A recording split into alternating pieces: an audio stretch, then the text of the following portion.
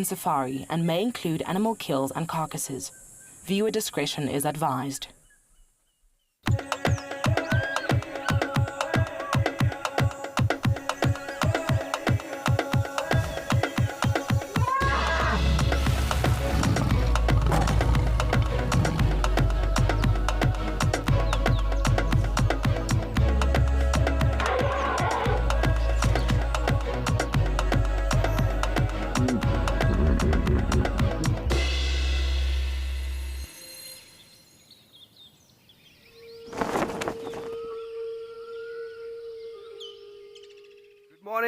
Good morning, everybody. Welcome to the dawn. Welcome here onto Safari Live here on Sandringham Game Reserve in the Lowveld. My name is Steve, joined over there by Bibo, and it is a beautiful morning out and about on this lovely Sunday. Now, I've been put to the task by the two directors in Johannesburg. They want to see the Black Dam Pride hunting a giraffe and a leopard cub. Goodness me, we've got our work cut out for us this morning, but that's okay. Tristan is out and about. He can help us finding a leopard cub. We've got Trish as well as Isaac and Centura. So amongst the group of us, I'm sure we'll be able to find maybe a leopard, maybe lions, and if we find lions, maybe they'll be hunting giraffe. Bibo? Yeah?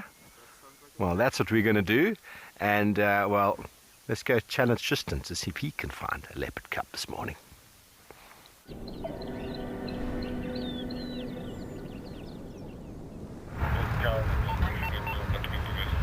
Well, no luck so far just yet, Steve. There was a leopard. Well, we found monkey's alarm calling, and a leopard was found, but going into vessels, so no visual for us.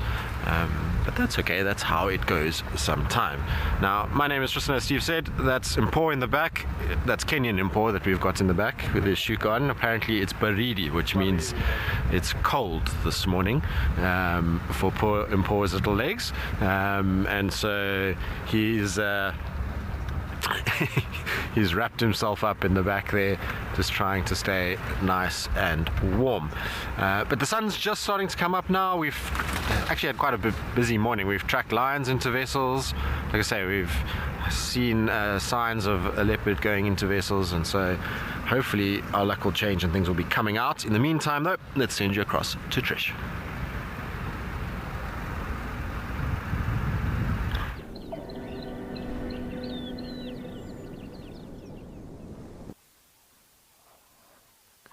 I think we're all getting a little bit Kenyan. I've got my kikoi here as well for my little leggies, matching Impo.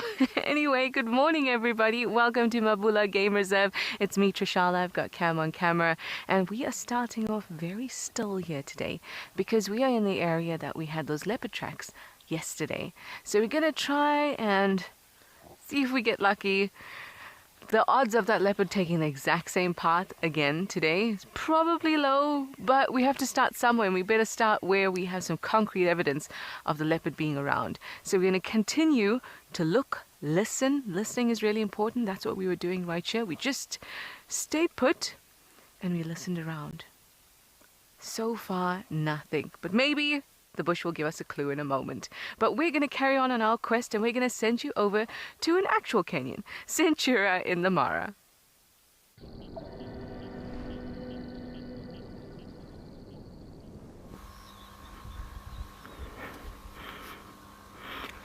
Good morning.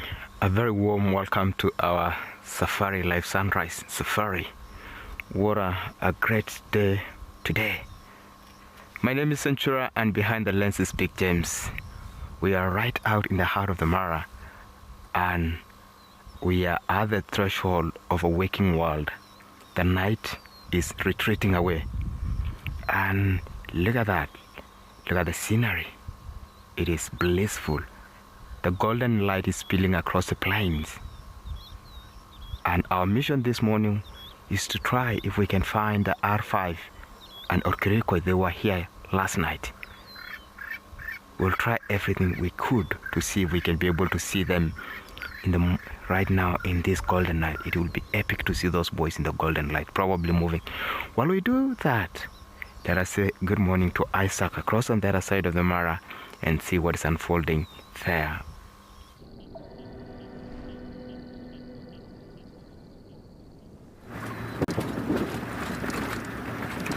Jumbo, jumbo, jumbo everyone. Welcome to this side. We are at the governor's area and we're already out. Haven't been lucky to find anything. We're on a mission to look for everything. But first things first, Isaac over here on camera, we have Marcel. And that is our mission, as I told you. We're looking for predators, elephants, buffaloes, and whatever can come out. Remember to interact with us. This is live, so remember to bring in those beautiful questions. It's always nice to hear from you.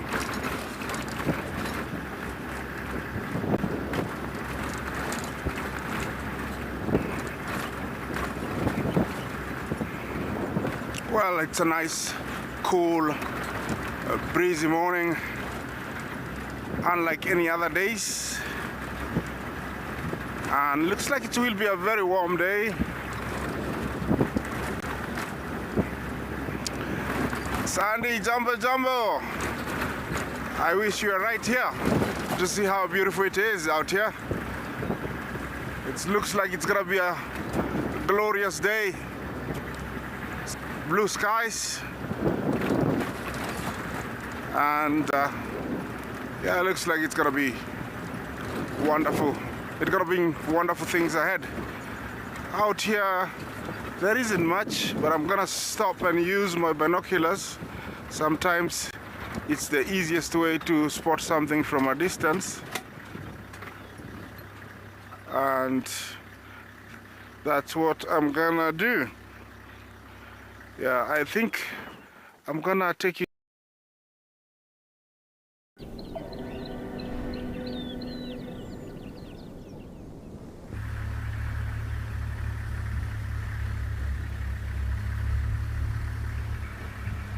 That's always a good idea, and that's kind of what we're doing now. Also on the move, but taking it slowly, having a look at tracks. This is around the area we had the tracks of the leopard yesterday, but we're kind of backtracking this time. We think she might have come from those mountains on the right, or I should say to the west. We're gonna just switch off when we get to that junction. Have a listen. The air is still nice and cold. This is the perfect time for those territorial animals to be calling. Oh, grumpy old man. It's you, grumpy old man. Yes, it's me, Trishala. Nice to have you on board.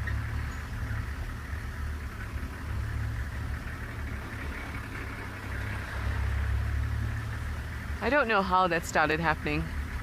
The whole "it's me, Trishala." I remember it from the beginning of Wilder time for me. It just stuck.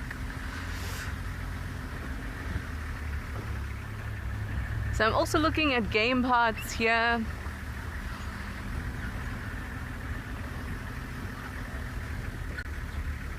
Switch off for a second.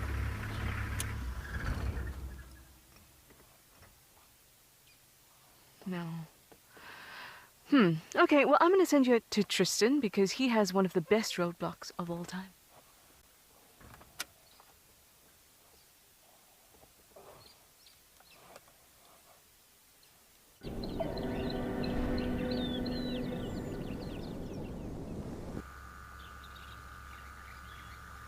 Indeed, so elephant madness continues with roadblocks of little ones and some big ones too. Little ones look like they are full of beans this morning. They've been picking up branches and just generally seem like they've got lots of energy. It is a cool start to the day, so it makes sense that they do have that. And I was just checking because when we first got here, there was the female on the right was walking up the road and she was closely followed by two calves of equal size, and there was an elephant in this area that did have twins. I just can't remember. I've got a photo of her somewhere, so I must go back and check. But I wonder if these are the twins. They're just a lot bigger now than they used to be. It's possible. As I say, it's a very unusual thing to see elephants with twins. It's only ever seen that one female. And she was here for a long time, and we kind of know that they were twins because A, they were the same size, B, they were both suckling from the same mother at the same time, and so when that happens, it's pretty much guaranteed that it is twins. I seem to remember her looking quite similar to this. I'm sure I have a photo of her somewhere. I'll have to check on my phone just now and see if there isn't evidence of it there somewhere. So there are so many little babies. Pretty much every elephant herd you find in the Kruger region these days has got little ones. They are full up with babies, and it's because it's a system where it's very well protected. Elephants here are living a good life. They're not having to worry too much about anything, and B, we don't have a huge amount of predation on them.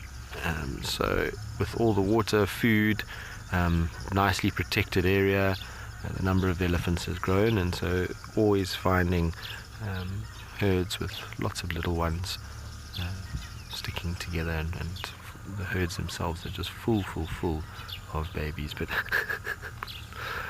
you can see that one's still not quite sure how to use that trunk. As I said, full of beans this morning, this bunch. And it shows you just how a stick can be one of the best games for young elephants. I don't think they've eaten a single leaf off of it yet. It's just been dragged around and thrown. And Marie says this is the perfect start. It is, isn't it? A little cuteness overload. Oopsie, out the way. The young boys are coming through. Yesterday we had the cuteness of the little lion cubs to start, but today we have little Ellie cuteness and teenagers that are being boisterous. So those two to the right is the two that I'm talking about. They seem to stick with it. Oopsie, somebody's just taken a tumble. Things have gotten a bit rough, and you'll see that the young boys sometimes do mount the younger ones, and it's just to try and dominate them and to just kind of assure that the little ones know their place, and that there are bigger elephants out there than them. Isn't this cool?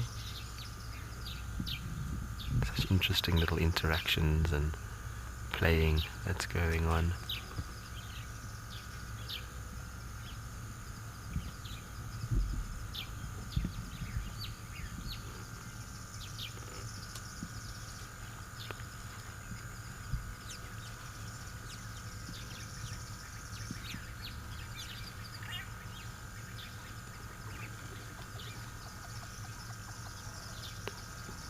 So 50, that I have no idea. We generally, like I say, I mean, twins are so rare in elephants that it's impossible to know if it's always the case. I'm not sure if maybe Trish or Steve has ever read anything, or Centura or Isaac, about elephants and twins and whether it's the same sex every time. I would imagine that it's not the case, given that it's normally a genetic thing. And so genetics work in that, there's, depending on the mother and the father, and the chromosomes that get passed down will dictate whether it's male or female. So I would be surprised if it's always the same sex. I think there'd be every opportunity for it to be any of the sexes and any combination thereof. There's more elephants coming from the back, lots of them starting to come down the road. Isn't this special? They're starting to grumble as well. I don't know if you can hear it. Quite faint.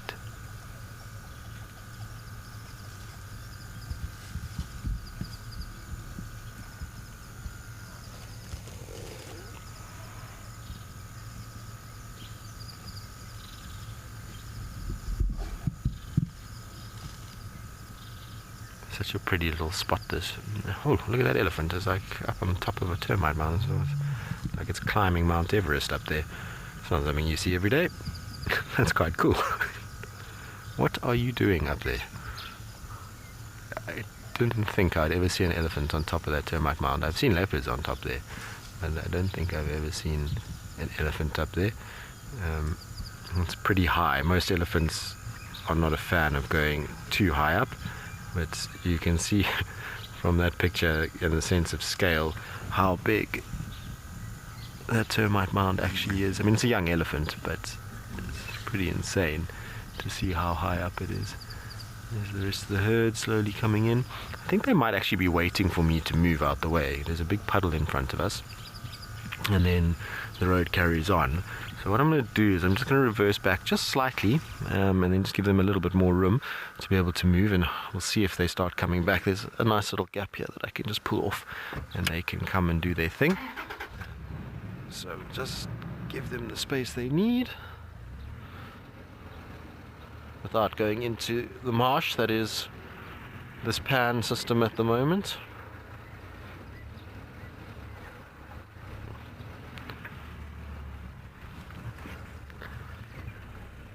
So that should work, and then we should have a better ability for them to just file past if need be. They might just also be resting this time of the day. Sometimes the females take a rest, but there you go. You see we moved out the way, and slowly but surely here they come. Oh, it is just games all over the place. I'm sure those two are twins, those front two. They're the same size, they seemingly just are always together. Maybe I'm wrong, but like I say, I'll have to check and see. We did actually see those twins many moons ago. I think it was in 2019 or 18. I think 19. We saw the twins at Gari Dam. It must have been 18 because there was no water in the dam. So we have seen them before on the show. So maybe one of you at home has still got a screenshot of them, and we can then see if we can identify the adult female, which would be hopefully this one in front. Isn't this cool though? You can see how gentle elephants can be. I mean, they subtly basically stood there and were patiently waited for me to move, and now that I'm out the way, they slowly moving their way forward. You can see they're getting really nice and close now, which is pretty cool. So we'll just sit nice and quietly and let them come past. The sounds this morning are also beautiful between the bird calls and them drinking. It's worth just listening to.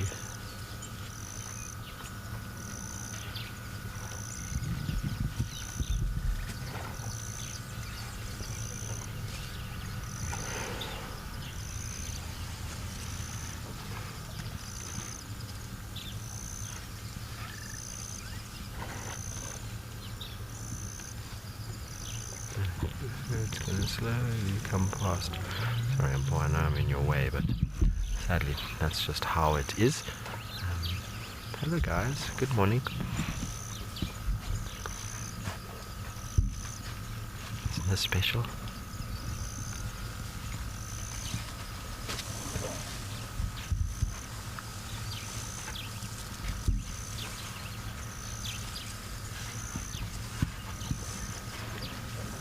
So cool to see.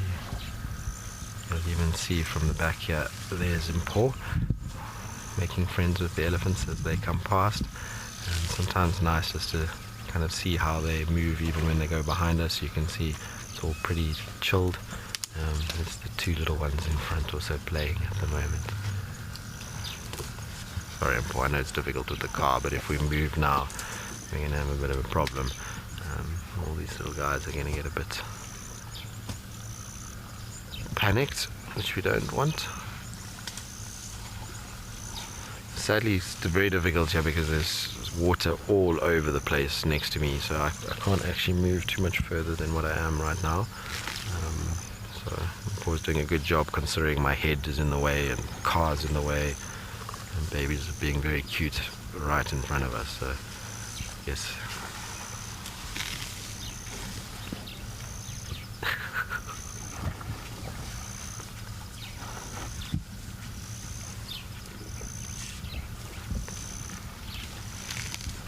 This is magic. You too, remember that we're here. They're busy pushing each other around and not paying attention to what's going on. But you can see a lot of elephants all the way down. Just a beautiful, nice sized herd that we've got today.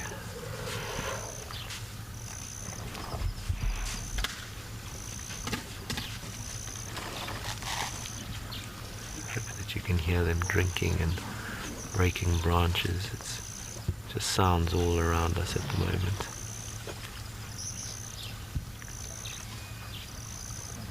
Oh, there's a tiny little baby coming.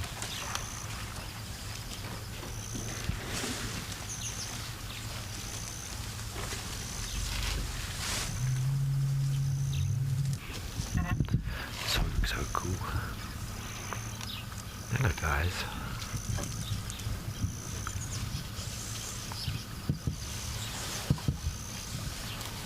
Sometimes you just got to sit in awe of it and just let nature be the voice.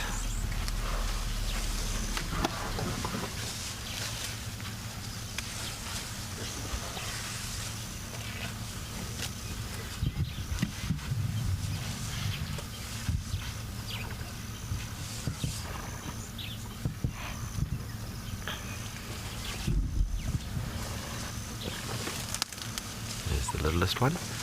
Coming through now. It's not as tiny as the one we had a few days ago that was all wrinkly still. It's definitely very small. This is amazing. There's just elephants all around us. Hello guys.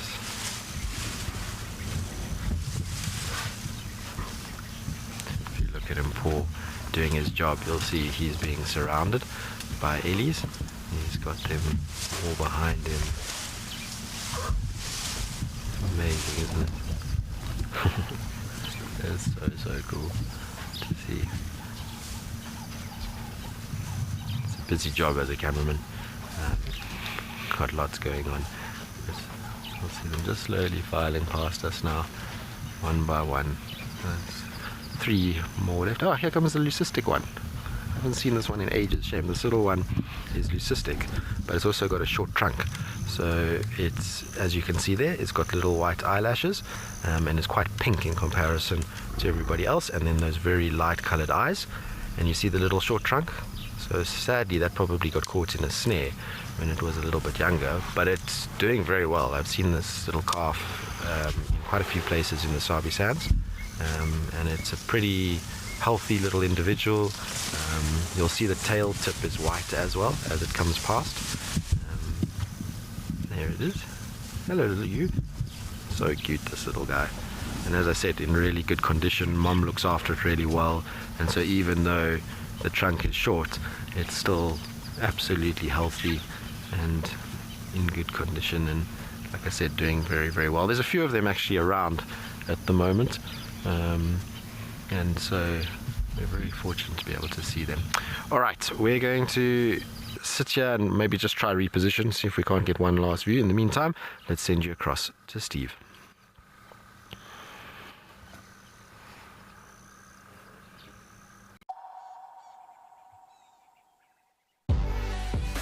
When nature calls, Maui is the only answer.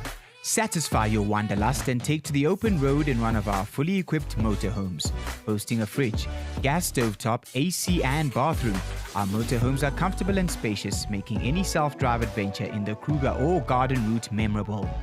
Whether you travel alone, as a couple or the whole family, Maui has a motorhome for you. Maui, home where you roam.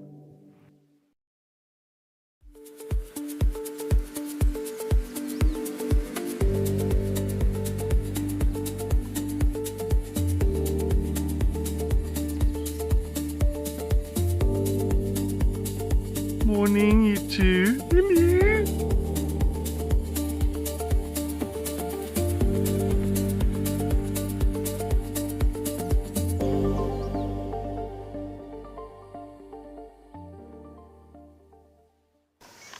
Oh, even a hyena coming into the action as well now.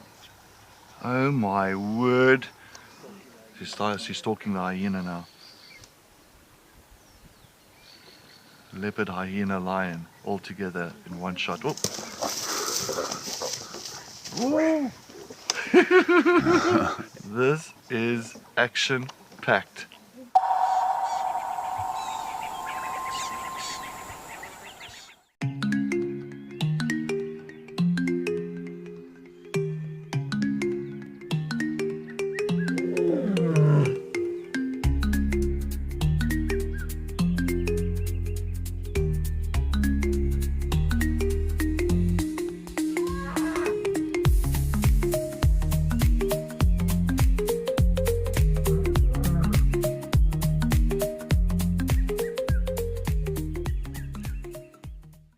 When adventure calls, answer with Brits. Take on Southern Africa's most breathtaking landscapes from behind the wheel of a fully equipped 4x4 or SUV. From tents and bedding to a fridge and full kitchen gear, everything you need is already on board. And with 24-hour roadside assistance, you're free to go further and explore with confidence. Open roads, total freedom, no limits, just the journey ahead. Brits, equipped for adventure.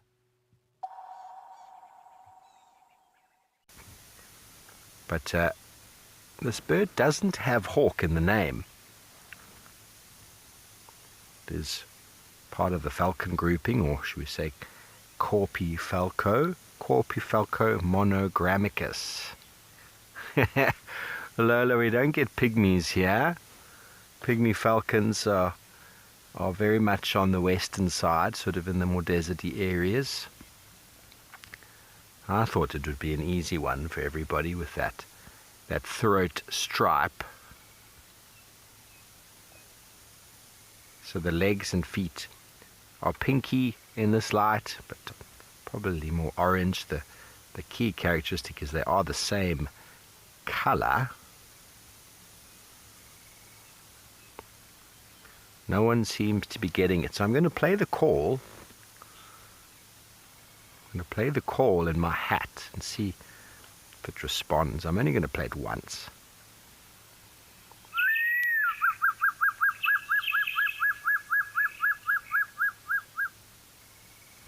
Amy, you are on the money. Well done. Okay, very easy to identify this bird by that white stripe on the throat. None of them look the same as that. And it is a lizard buzzard. Lizard buzzard. And it's named after that throat stripe. Should I say well, they feed on lizards, of course, but monogrammicus, meaning with a single mark or signed, referring to that mark on the throat. So they feed mainly on lizards, small snakes, rodents, frogs, and invertebrates.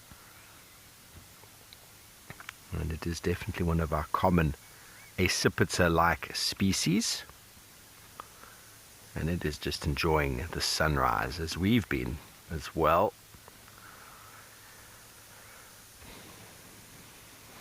It is Sunday, after all.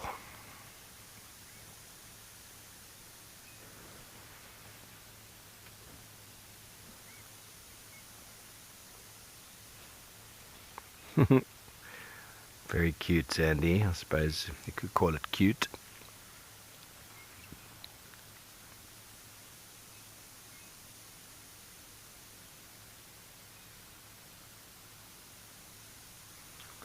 So it normally forages from a perch like this, watching out for movement on the ground. It will swoop down. But also takes lizards off of walls and off of trees, and can use a number of different perches in its search for food. Okay, well, it sounds like Trish is also doing a bit of birding.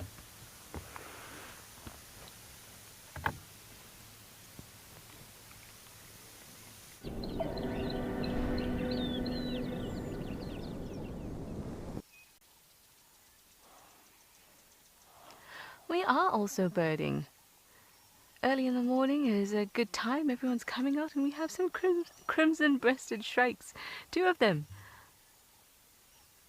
They are so difficult to miss in the bush because that crimson breast is so vivid. Look at it. It looks like I've colored it in with a felt pen. It is stunning. So we are here at Gnu Pan. We were hoping that maybe we'd get some leopard clues, but nothing so far. We did hear a baboon alarm calling way in the distance, very, very far away. But that was it. And then we saw these crimson-breasted shrikes. Look at the way they stand out. So red. Now, interestingly, birds need to acquire pigments from their diet. So yes, to us it feels like, oh, it's calling.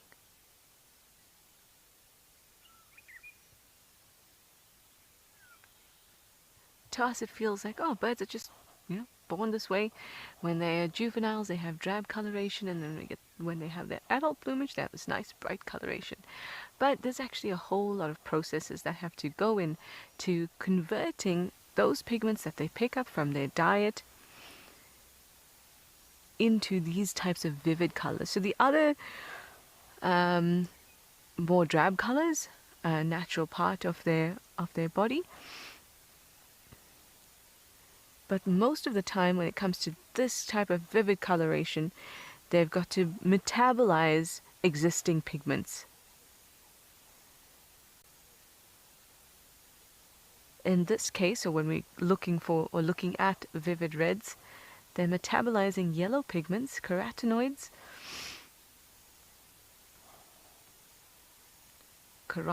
actually, which they pick up from their diet. You can imagine there's lots of yellow around in seeds and fruits. So they metabolize that into red pigments, which are called carotenoids. Bolly, you'd like to know, so the purpose of bright colors, is it purely attraction? Yes, I mean, I wouldn't say purely, because there may be other benefits to it as well. That's the thing, when we look at a feature and an adaptation, there usually is not one single benefit for it. It might be a combination of things. So yes, a nice bright crimson breast would tell a mate that this individual is fit, is healthy, the feathers are nice and glossy and vibrant. That means that they're having a sufficient diet to create these pigments. So it's an indicator of mate health, which is exactly what you want to look at when you're trying to find a mate, because ultimately you want to reproduce. And with birds, they may stay together for a season. They may stay together for life, although there are very few individuals that will do that. The albatross is a good, probably the best example of that. But there is also evidence to suggest that if a mate, even in a monogamous group, like a monogamous relationship in a breeding season, but if a clutch is small or the actual egg size is small, that can cause the couple to split, because ultimately all they want is a good, healthy set of youngsters. That's what they really need. And these different colors, the vividness, this gives the mate that pre-selection, a little indication beforehand. Anyway, I'm going to send you back up to Isaac. I think we're done with birding here. We're going to move on.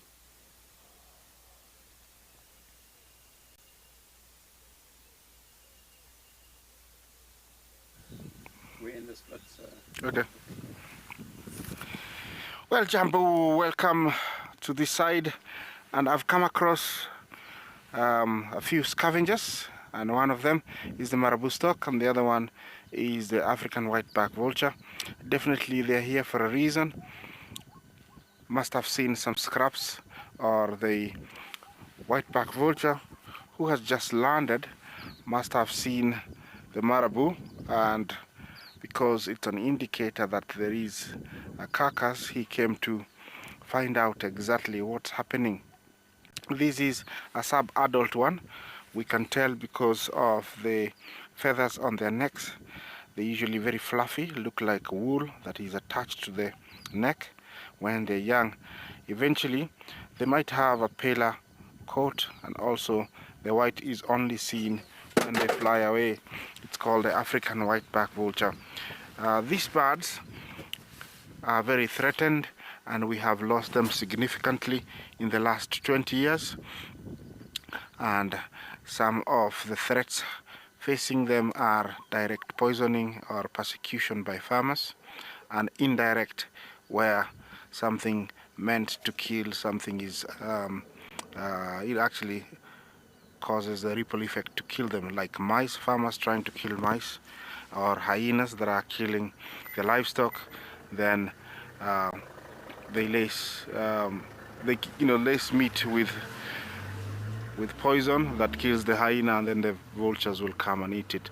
That's how we've lost the African white-back vultures. At the moment, they're coming back.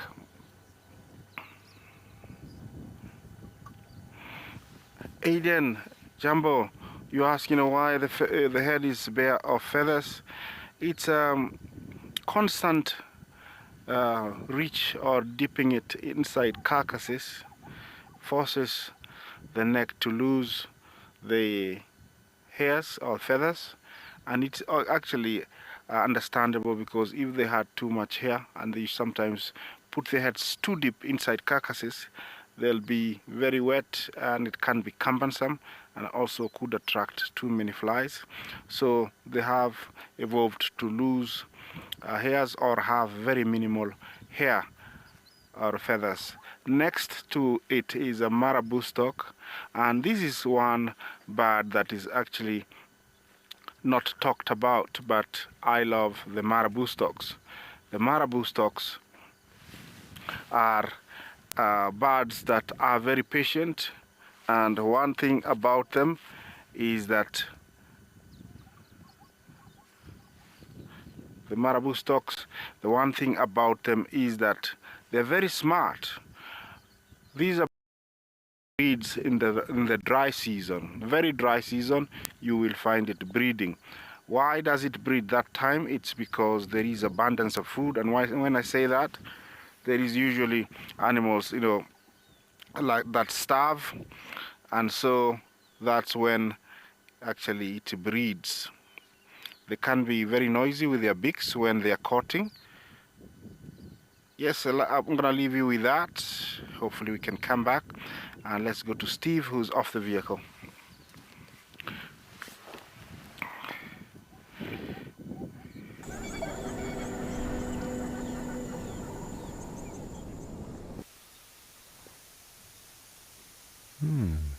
Thanks, Isaac. Well, we don't see a lot of these tracks around Sandringham. I've seen a few, but lovely tracks here. And if you're unsure, always use some form of measurement. Okay, if I put this down, my knife is around 10 centimeters. What is very clear to see, and we'll detail it for you, is that there are 4 toes, there's a back pad with 3 lobes, and the length of the track is the same as the width. Can you see that? Very much the same. Now, a lion, a female lion, would be this much bigger than my knife. A female leopard would be about this big, and a male leopard fits in perfectly. Now, a male leopard is square, or should I say round in this track. The track is very similar in size. Females' tracks are quite a lot more narrow, and this is the front foot. Here's the back foot. So I know we were asked the other day about how do you tell how an animal's moving. You can actually see how it was moving over here. Here you can see the front foot and the back foot. They're not too far apart, so something was slowing him down. And then over here, even more slow. But over here he stepped a little bit more. Probably rubbed his face into this little bush. You can actually see where his feet stood over here.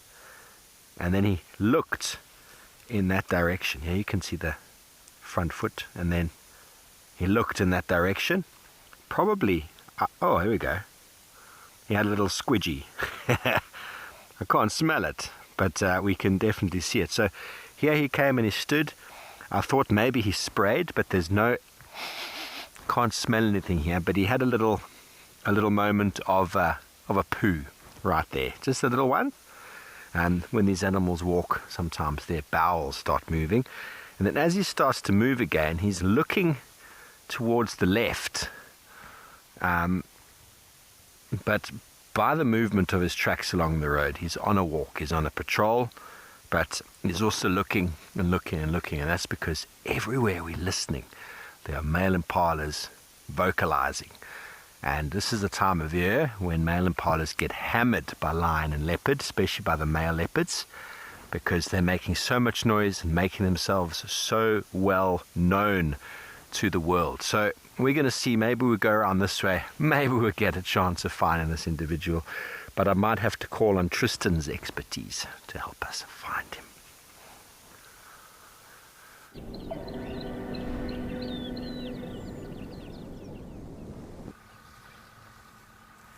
Well, we're still with our elephant herd. That's the little leucistic one that's busy playing, and they are just being so entertaining this morning. There's little ones just playing all around us. We've had them pushing and shoving. Even the moms got involved just now and were lying on the road, and the little ones were jumping on them. So it's been the most spectacular little elephant sighting. I don't know where they're running off to now, those ones in the background, but they've just got a bee in their bonnets and they've gone running down the road. The adults are all spread out around us, but mostly towards where we are, not away from us. But oh no, the bush is getting the wrath of this little one.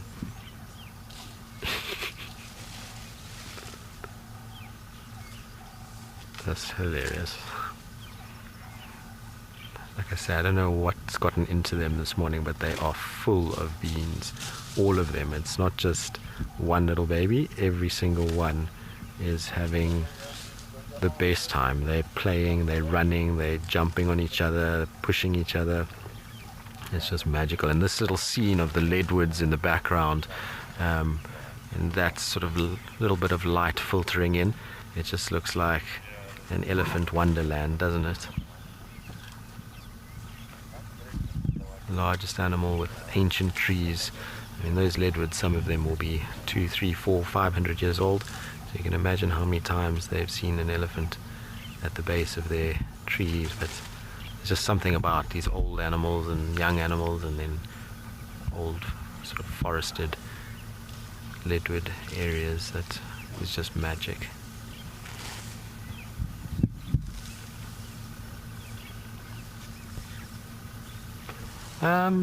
Kieran, not really. They make pretty similar rumbles and grumbles, at least to the human ear. To their ears, I'm sure there's a huge difference, just like there's a huge difference in all of our voices. Elephants will be able to understand each one's grumbles and figure out that things are not the same when each one is talking. And as they've done, they've worked out that elephants will even talk to each other as an individual. So it's not like they just grumble for the whole herd, but they're actually able to address individually one another. I don't know what this poor bush has done to these elephants, but it's getting an absolute pounding from everybody. So far it's stood up pretty well. Isn't this cool though? It's just one of those joyful, happy sightings that you could just stay the whole day.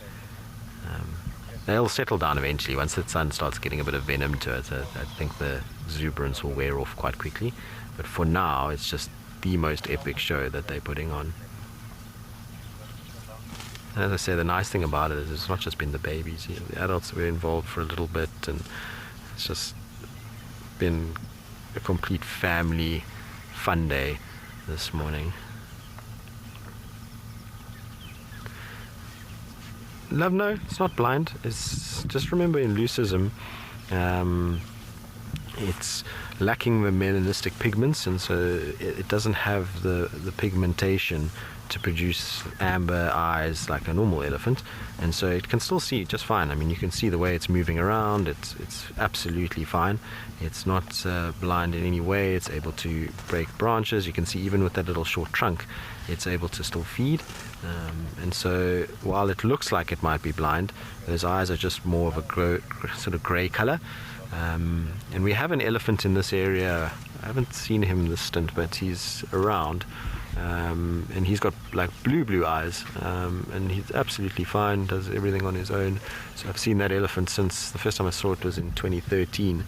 So that elephant's been around for a long time, but this one is absolutely fine. What you'll notice though is that its body has darkened already.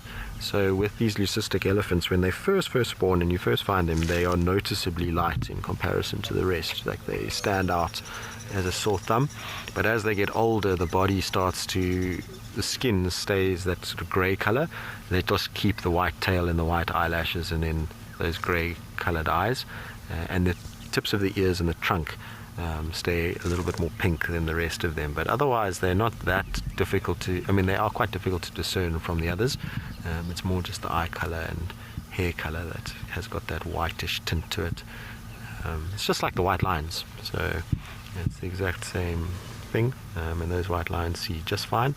So yeah, they're not blind at all just because they lack the melanistic pigments. Hello girl, he's coming to say good morning. So a lot of you were sending through shots of the twins. I had a look at it. It looks quite similar to the female that we had here. It's just the tusk has grown out a little bit more. She looks like she's got bigger tusks. So it could very well be those two twins that we once had at Juma, which would be very cool. Hello you. Your feet all wet. Have you been in the Muluwati? Looks like it.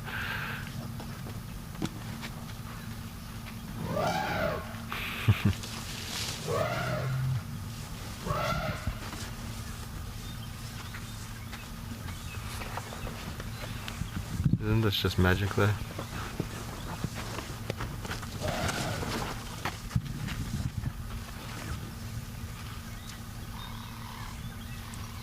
Itsy says so special and nice to see our pink friend. It is, I think that, I don't know which little one is going crazy, but there's one of them trumpeting away inside the Muluwati.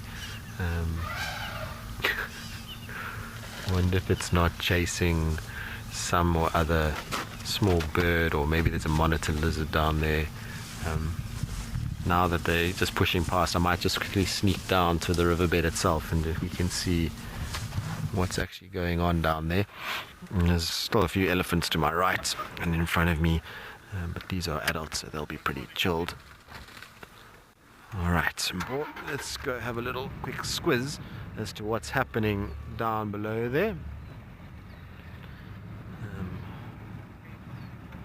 Alright, while I do that, let's go check in with Centura, see how he's doing, and see what's happening up in the Mara.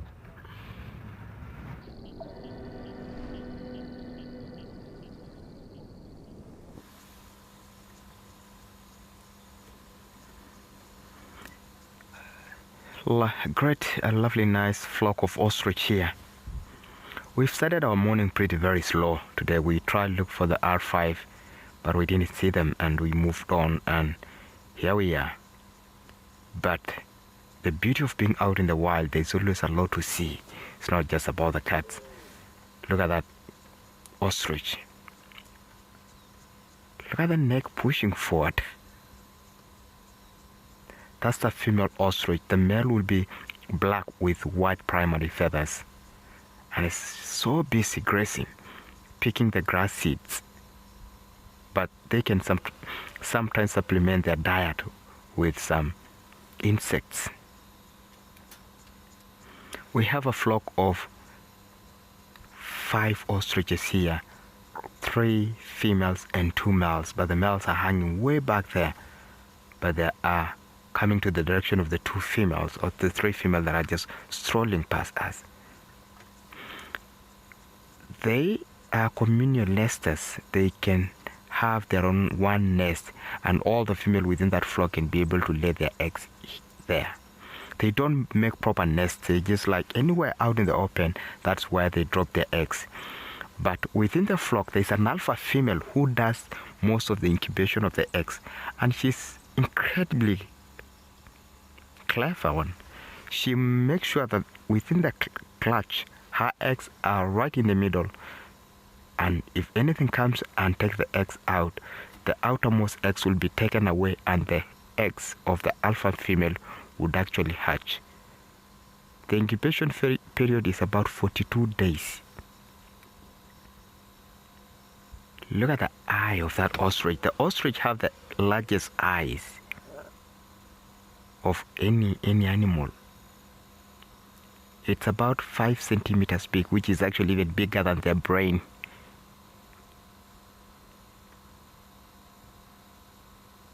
Look at that. They are incredibly fast animal. They can log a speed of 70 kilometers per hour when they're running, and they can actually maintain that for quite some time, so they can run fast and long distances. They have very, very powerful legs.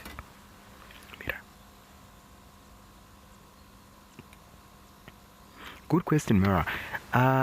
In every flock, there's an alpha female and also an alpha cock who controls, rather who are on top of the rank of the rest of the flock.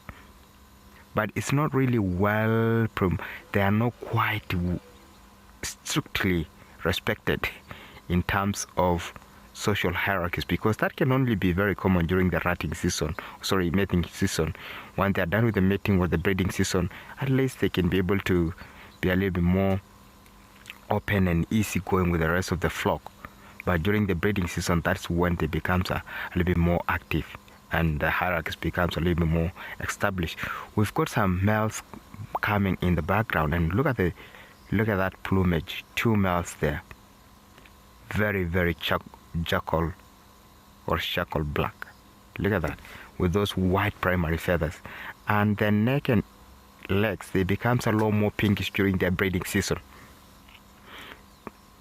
During the breeding season, the neck and the legs becomes a lot more pinkish.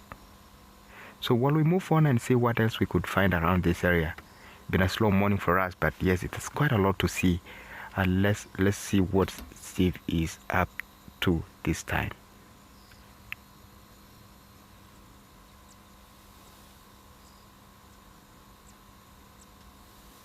We're going to start off with one of the elements on the list this morning from one of our directors was lions hunting giraffe. So we found some giraffe. First giraffe we've seen in days. They're all on top of the hill here, busy chewing.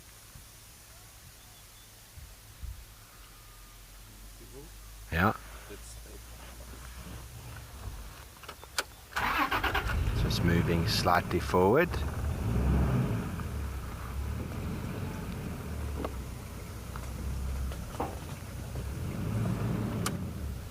Yeah.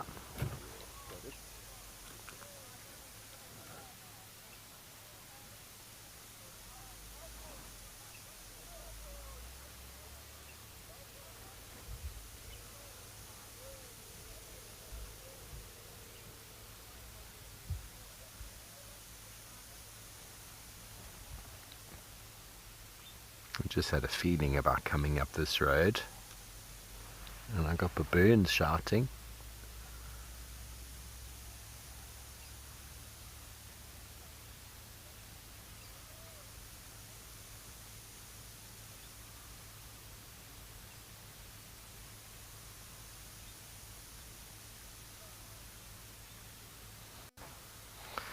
Yeah, Heather, well, the suffocate is not the challenging part. That's coming from Olawan's side. The suffocating is not the challenging part. It's getting them on the ground. Getting them on the ground is the work. But once the giraffe's down, it's very easy to keep them on the ground. And then they'll just go straight underneath the throat. Just under the chin. Or straight over the nose. But once the giraffe's on the ground, it's very difficult for it to get up. It's not really as dangerous anymore.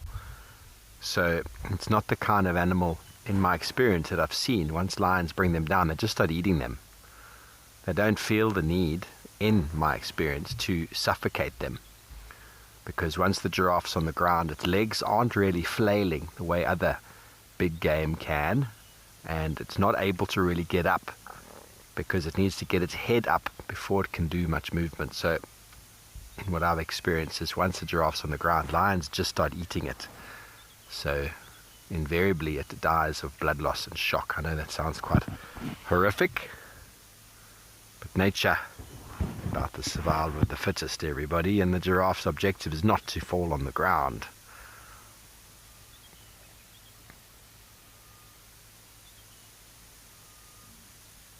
You see, the thing happens is it takes a whole army of lions to bring down a giraffe.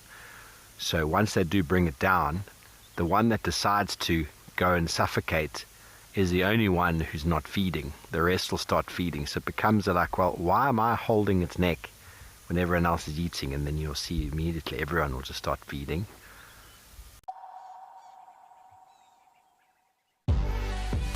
When nature calls, Maui is the only answer. Satisfy your wanderlust and take to the open road in one of our fully equipped motorhomes. Boasting a fridge, gas stovetop, AC and bathroom, our motorhomes are comfortable and spacious, making any self-drive adventure in the Kruger or garden route memorable. Whether you travel alone, as a couple or the whole family, Maui has a motorhome for you. Maui, home where you roam.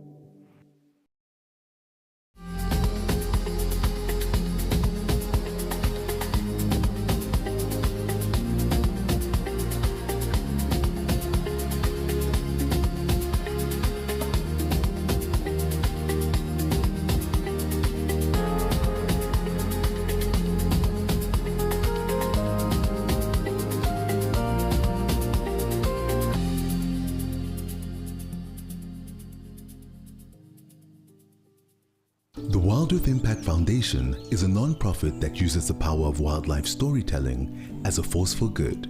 We create sustainable development projects that showcase conservation stories, empower people, and inspire environmental action.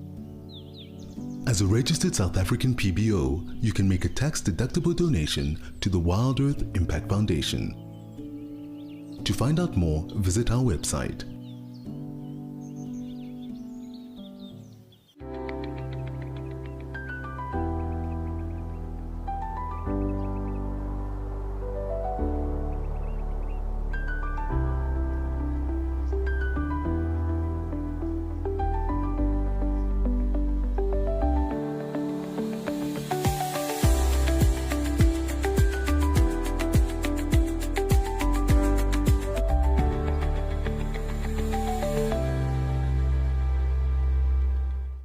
When adventure calls, answer with Brits.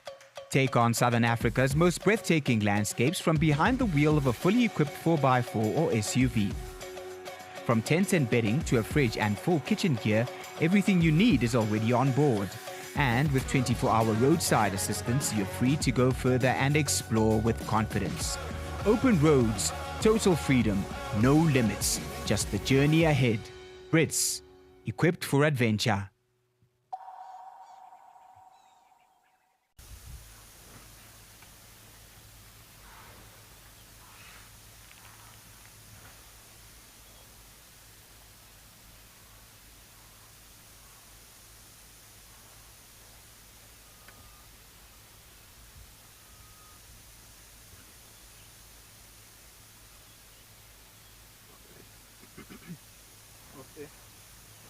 On your phone.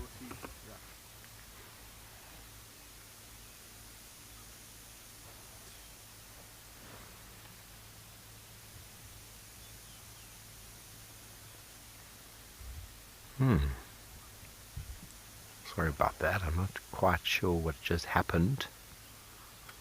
I've never seen a leucistic giraffe, Devon. I've seen quite pale ones and then I've seen very dark ones, but I've never seen leucistic.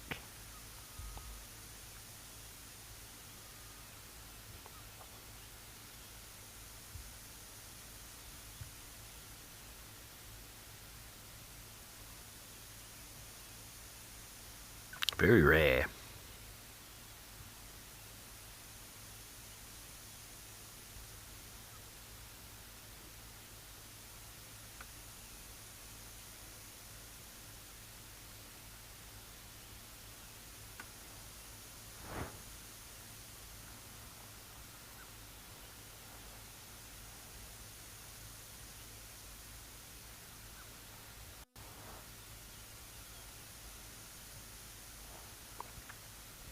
Okay, well, we're going to get another position of our giraffe here, see if we can scan the landscape and send you over to Isaac with some herds of his own.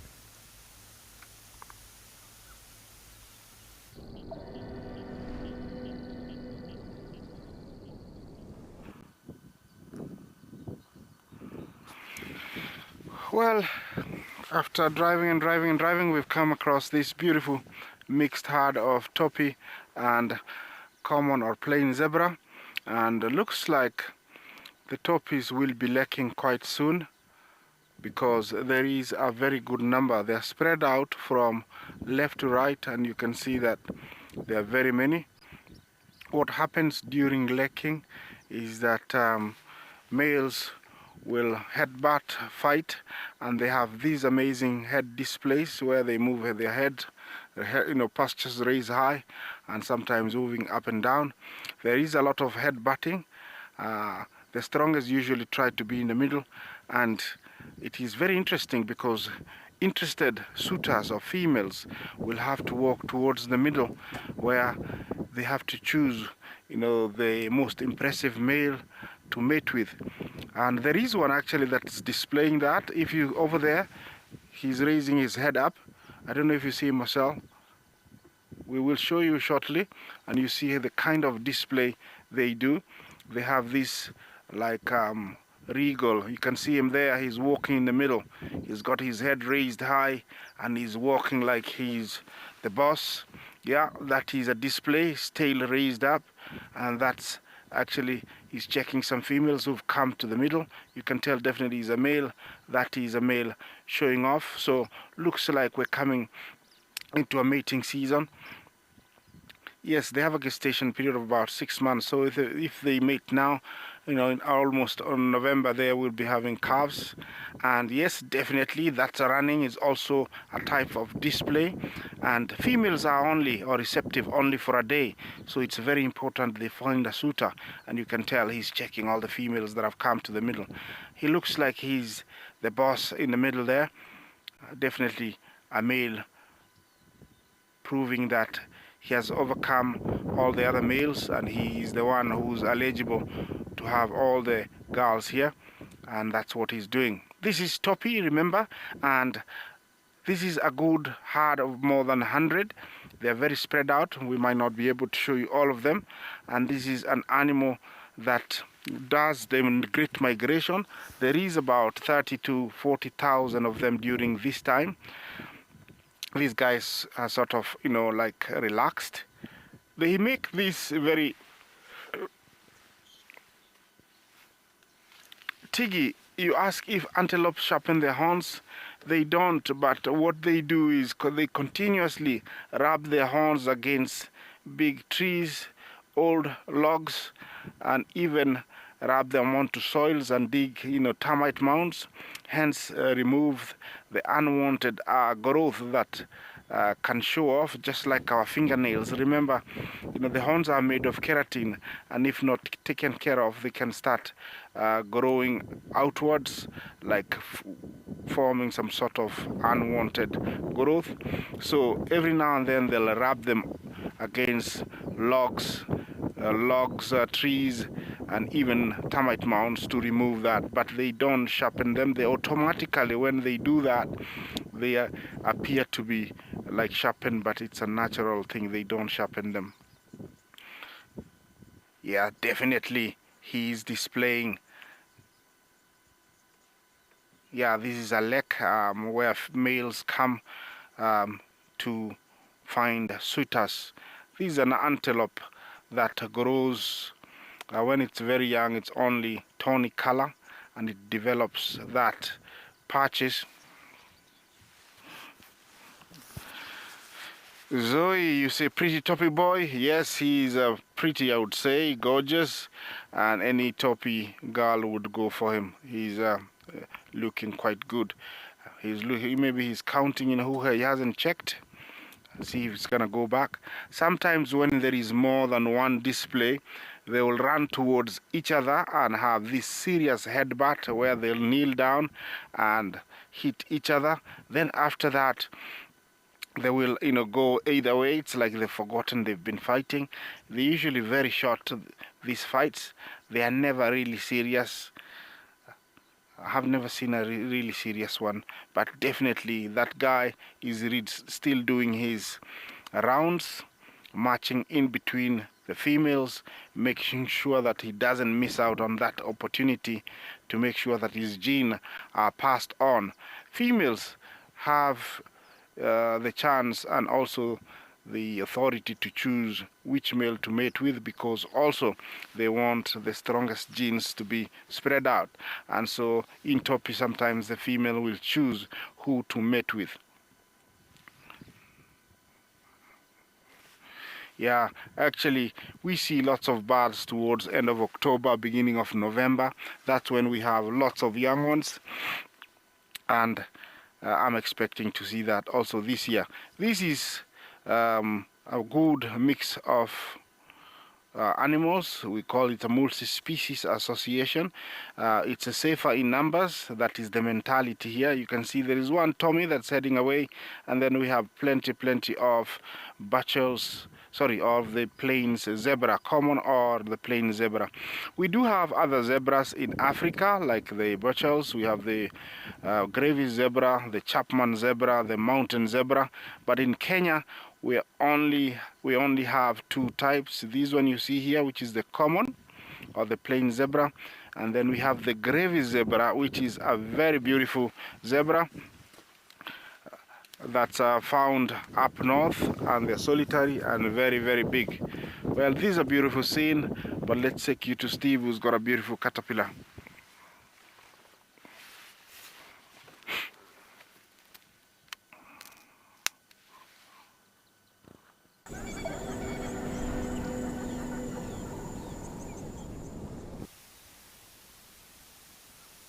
How striking is this caterpillar, everyone? It looks like it's one of the dice moth caterpillars. I'm not sure if it's the laughing dice moth or the short snout, but these caterpillars are characterized by those sort of flag-like appendages or flag flying appearance that they have. What you'll also notice is the bright colors, often referred to as aposematic. So aposematic means warning colors, leave me alone colors. So the vivid dark red, white bands make it very obvious to birds that it's very likely poisonous or unpalatable. Those long black paddle-shaped bristles extending from the body are a unique feature of this genus. And when threatened, which is what happened now when I moved past it, not on purpose, they move into this S-shaped sort of posture. Very nice.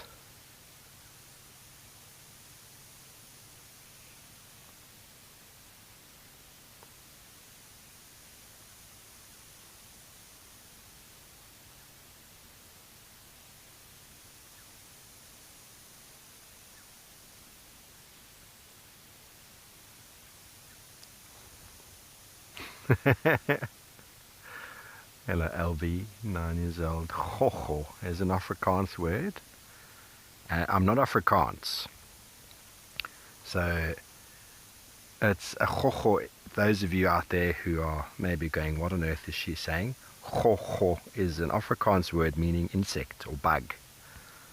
So it's also been sort of slang used as an English word, so English people like myself will also use the word gogo, basically referring to little beasties, like what my brother's girlfriend will call insects in Scotland, little beasties. It's the same thing, it's just a term for the small creepy crawlies.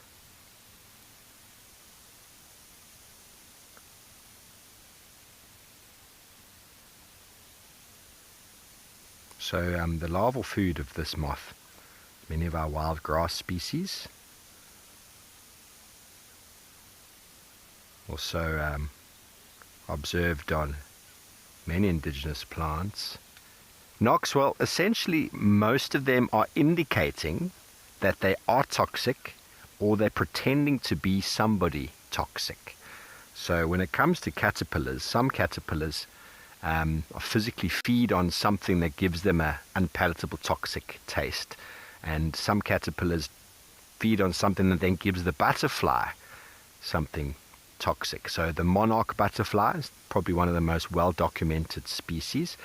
That feeds on milkweed. The milkweed is poisonous, and then the adult butterfly is left alone because it's poisonous. But there are species of butterfly that pretend to be the monarch butterfly, and the diadems, and they pretend to be the monarch and hence get left alone. But if every insect pretended to be someone who's poisonous, the chances of a bird eating an insect that isn't poisonous but looks poisonous, they'll learn, hang on, there's a chance that they're not. So there's a term called Bayesian mimicry, which is what the Hyperlimnus messipus, the diadem butterfly, utilizes, where it's only 25% of the population, and that's 50% of the female population, butterflies, pretends to be the monarch. The rest look very, very different.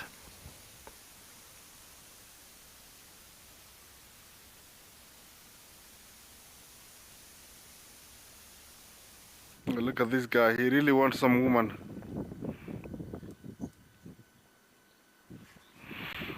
Still at the same spot, and looks like there is more activity now of a few males running in between the females, and they are checking to see if there is any receptive females.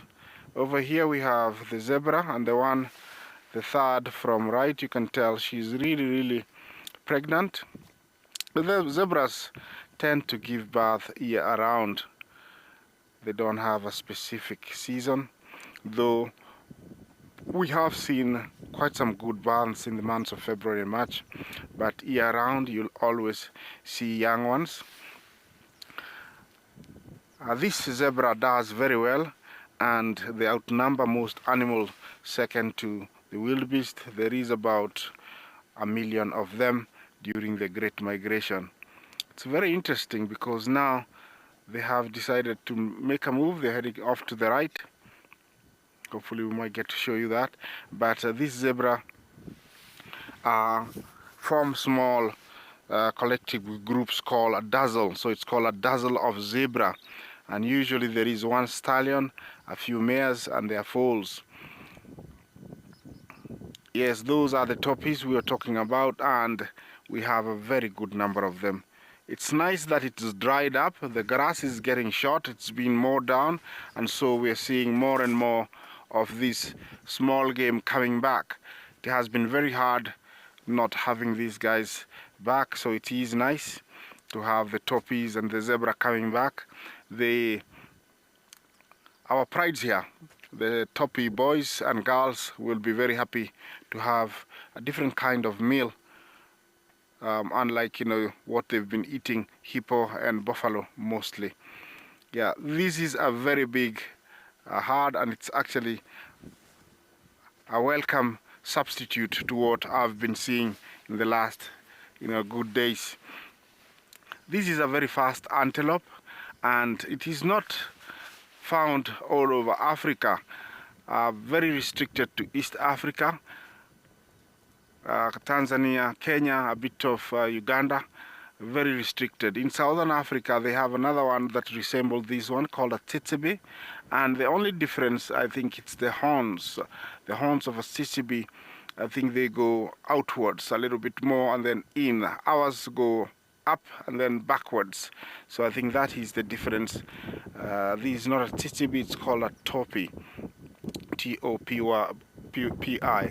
This is an animal that during rutting sometimes or lecking they will choose a spot with termite mounds, and they have a tendency of stepping up high on those termite mounds to have a better look, but also that is a pasture that increases chances of a male mating with a female. Of course, it's a good lookout.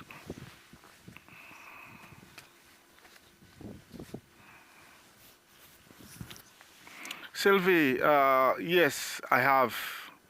You asked me if I've seen a toppy lecking, full lecking toppy time. Yes, I have. Not once, a good number, and I tell you, it is very impressive to see these males, dancing, moving their heads, bopping them up and down. Very interesting. it's a very good time for them to catch up with the much needed meal, because the night does bring a lot of things: hyenas hunting, leopards hunting, lions hunting. So it's a good time to have that meal, which is grass. And then in another hour, Terry, you say that Topi is on a mission, one thing on his mind. Yes, and you know what, yeah, that is what is going to happen. That's what he's looking for, and it's very possible that there will be one suitor within the next few hours. He cannot really show off like that for all that time and then miss out. He will definitely. We are trying to find you one. There is one that was actually showing off. He's way back. He's way off to the right. I don't know if we'll be able to show you. He's very far off to the right. They go a long way. Do you have him? Yeah, he's somewhere there. Yeah, he was there. Yeah, there he is. That is, you know, that is another behavior: running with your heads raised up, ears folded back.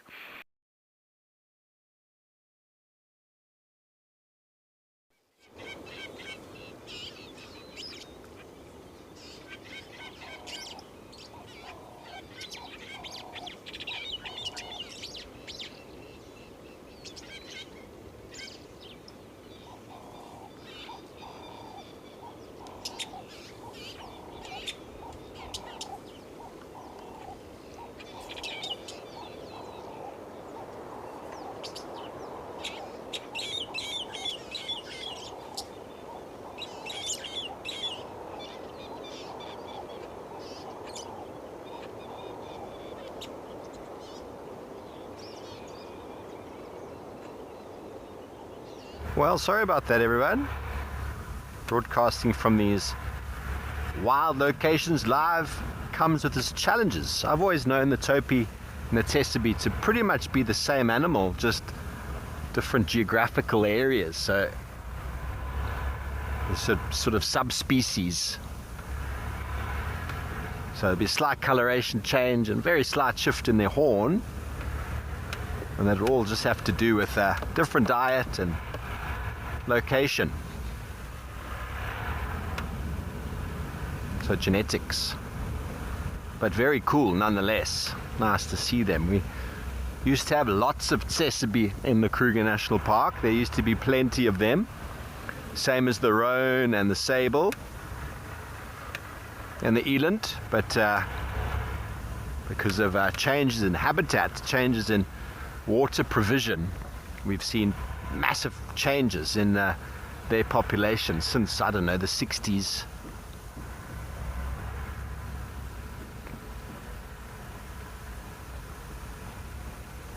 So we heard baboons calling, shouting, "Bow! Bow!" from down here, and then some monkeys.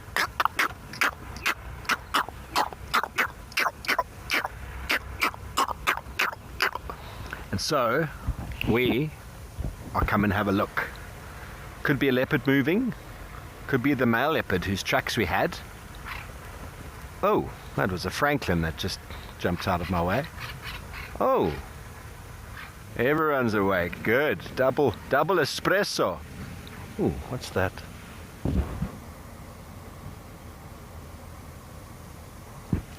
Baboons are still shouting. Is that an animal there?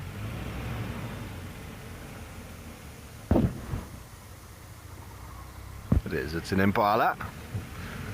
Baboons are shouting up here, so I'm going to go.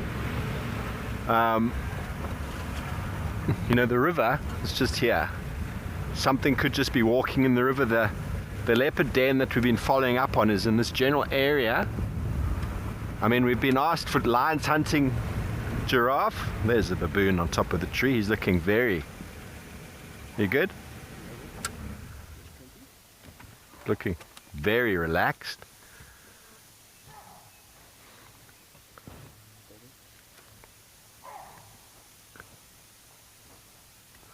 They're looking super chilled. It's possibly that is just a little bit of a family dispute.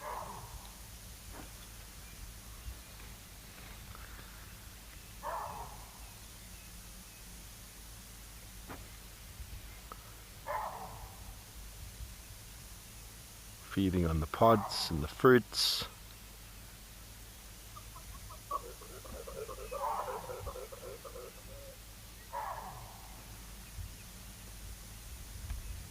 Now, if there was a leopard or lion here, that individual there would be very attentive. So I think it might just be a little bit of a squabble happening here.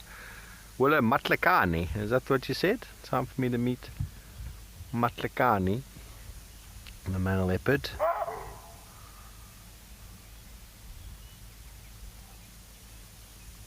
The chakma baboon. You might see some baboons up in the Mara. Those are the olive.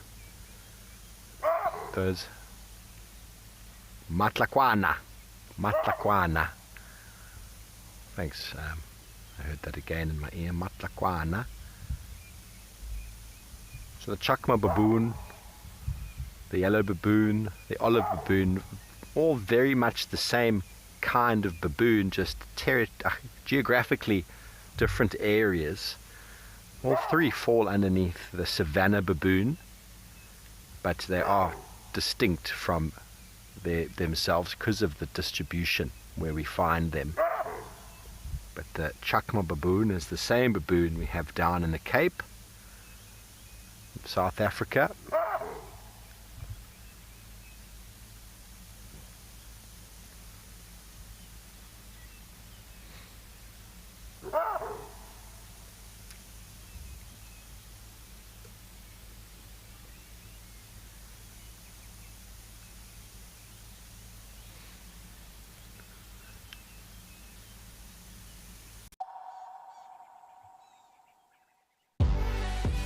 When nature calls, Maui is the only answer. Satisfy your wanderlust and take to the open road in one of our fully equipped motorhomes. Boasting a fridge, gas stovetop, AC and bathroom, our motorhomes are comfortable and spacious, making any self-drive adventure in the Kruger or garden route memorable.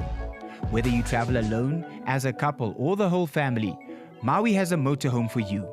Maui, home where you roam. For over 10 years, we have been devoted to tracking and protecting endangered mammals in South Africa. But we can't do this alone. We need your help. Join our Art for Conservation worldwide online auction, showcasing work from incredible wildlife artists. Your winning bid contributes directly to the protection of these mammals. For more, visit boucherlegacy.co.za. I'm Butch James, World Cup winning Springbok fly half.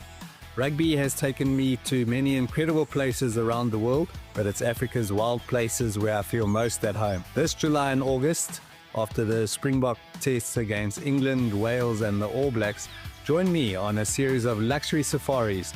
There we will share some rugby stories, open fires and some incredible wildlife sightings, all under the African skies.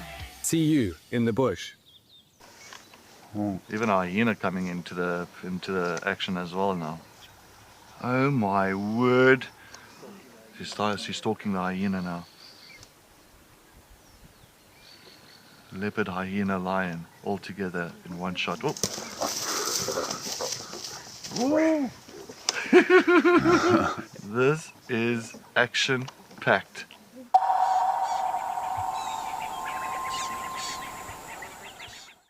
When adventure calls, answer with Brits. Take on Southern Africa's most breathtaking landscapes from behind the wheel of a fully equipped 4x4 or SUV. From tents and bedding to a fridge and full kitchen gear, everything you need is already on board. And with 24-hour roadside assistance, you're free to go further and explore with confidence. Open roads, total freedom, no limits, just the journey ahead. Brits, equipped for adventure.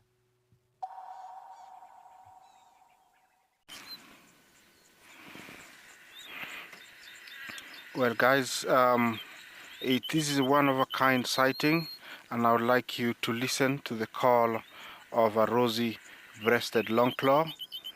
I hope you can hear it. It's such a beautiful call. You never get to hear it. Listen to that. Don't go.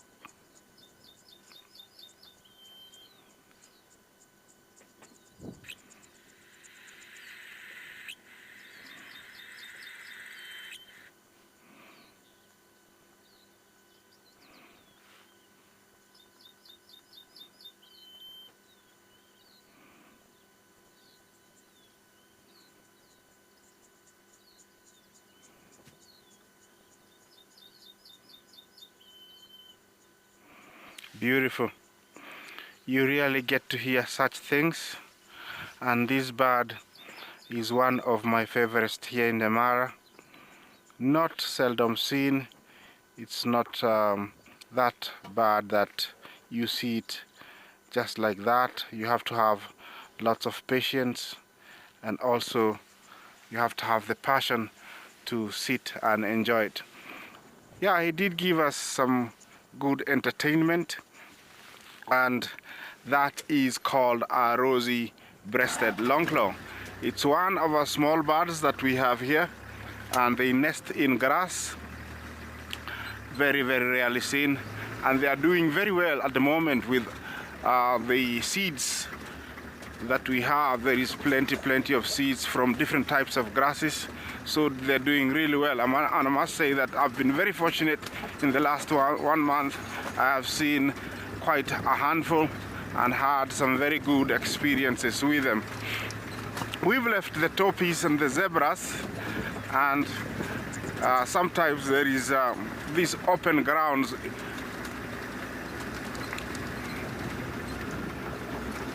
Jillian, you say beautiful call, beautiful bird. Yes, it's one of those beautiful little things that make up for when we don't have the big animals that everybody comes to look for.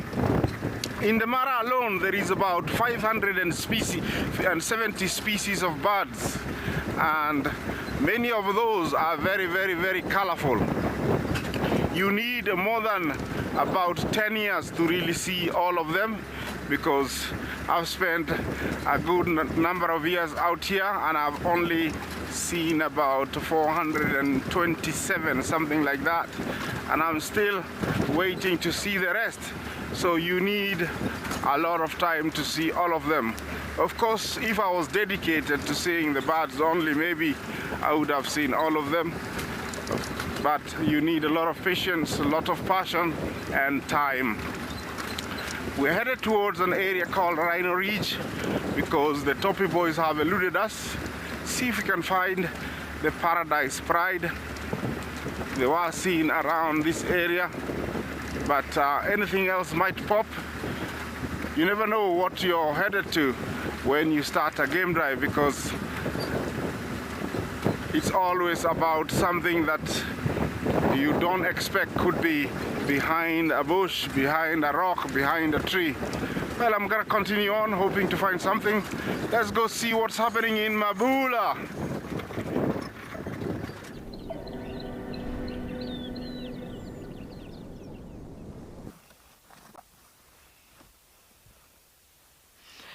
Well, that's a lot of bird species. Here in Mabula, there's about 300 or over 300 recorded bird species.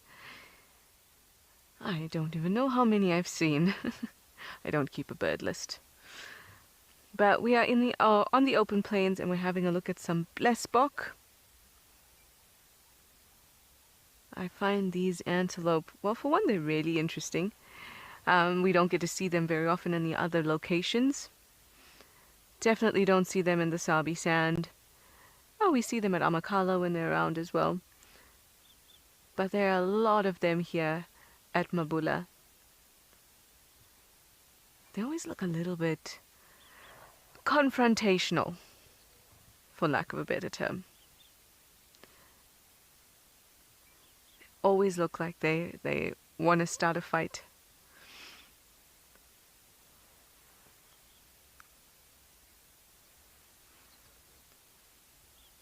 A lot of head nodding going on. This is something that I see often with blesbok. It's also something we see in horses, in zebras. And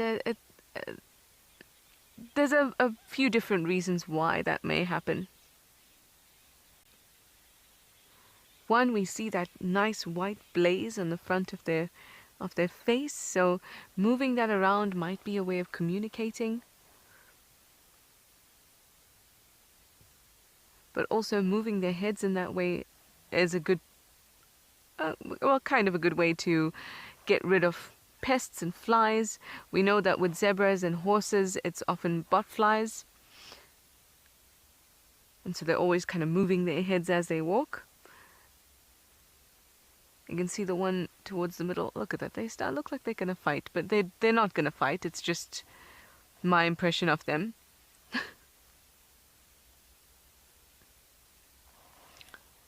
Oh, hi Clement. You'd like to know how important are the horns in mating displays? So, horns are really interesting. For one, the way that they develop, whether they've got ridges, whether they're smooth and straight, whether they're curved like we see here with the blessbok, that characteristic of the horns can tell us about how it's being used.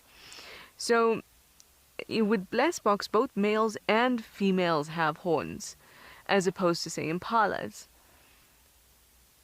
So that's already telling me that it might not be a big part of their mating rituals, and might not be something that the females particularly look at.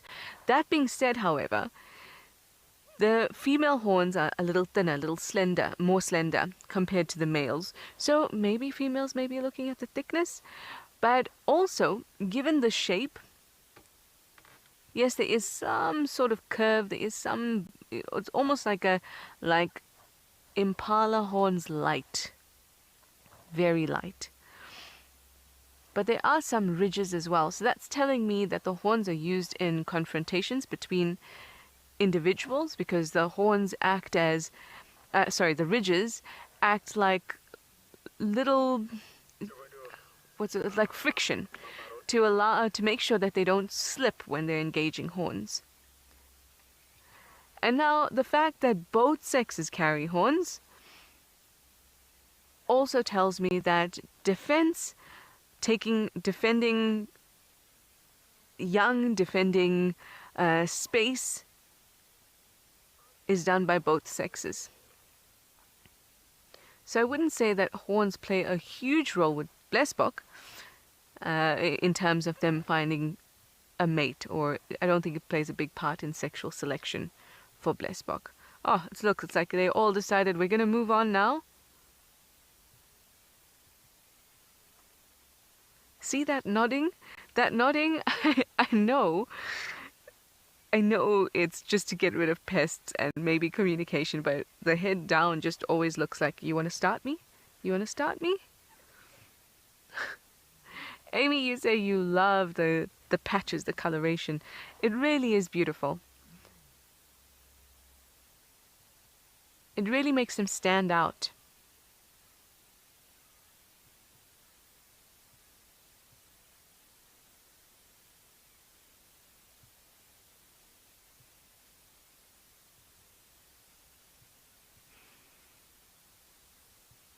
Very nice. Well, we're going to go look at what else there is on the plains to discover, and we're going to send you over to Tristan, who's got more elephants. I really want to see some elephants.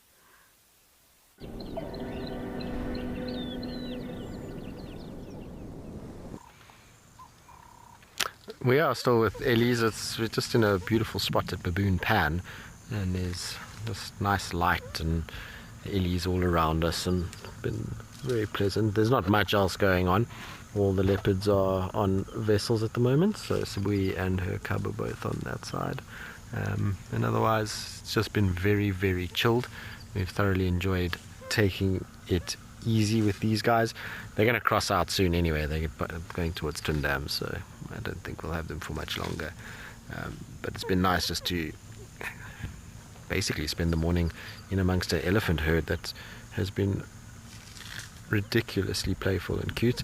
Things have toned right down now, back to normal behavior. Everybody is just feeding, taking it easy. You can see various individuals just at their own bushes. No one is really full of beans like they were this morning. They've just started to relax.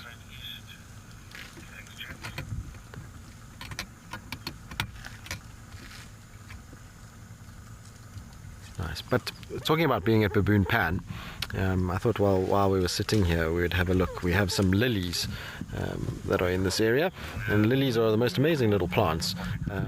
As you can see, that's where the lilies are, but on the right hand side here we're sitting with a whole bunch of lilies, and all of them are closed at the moment. So you'll see that none of them have opened yet. Lilies only open, well, these particular lilies only open during the day. And so what I was thinking is we could show you guys what these look like now, and then maybe towards the end of drive we'll come back and you'll see how much they've opened as the sun has come out. These guys have got a very cool chemical within them called auxin, and what that does is it basically, when the plant starts to produce it, when the sun starts to shine, it causes the cells to rapidly expand, and as the cells rapidly expand, so the petals unfold and unfurl, and they then open out. And there's a very good reason for them to be closed during the night. The pollen inside there gets wet from dew, and if it rains in the night, and then it becomes harder for insects to be able to distribute that pollen to reproduce in the plant and to pollinate it. So it closes at night, and then during the day they know the plant has an advantage, because things like bees, insects are far more active in the daylight hours. At night we only see really moths moving around a lot, but in daylight we see all of these flying insects, and they'll come and help and pollinate it. And so opening during the day is much better. The pollen is nice and dry, it clings to the bees really well, and then it is taken all over the place, and then come the evening it will then close again.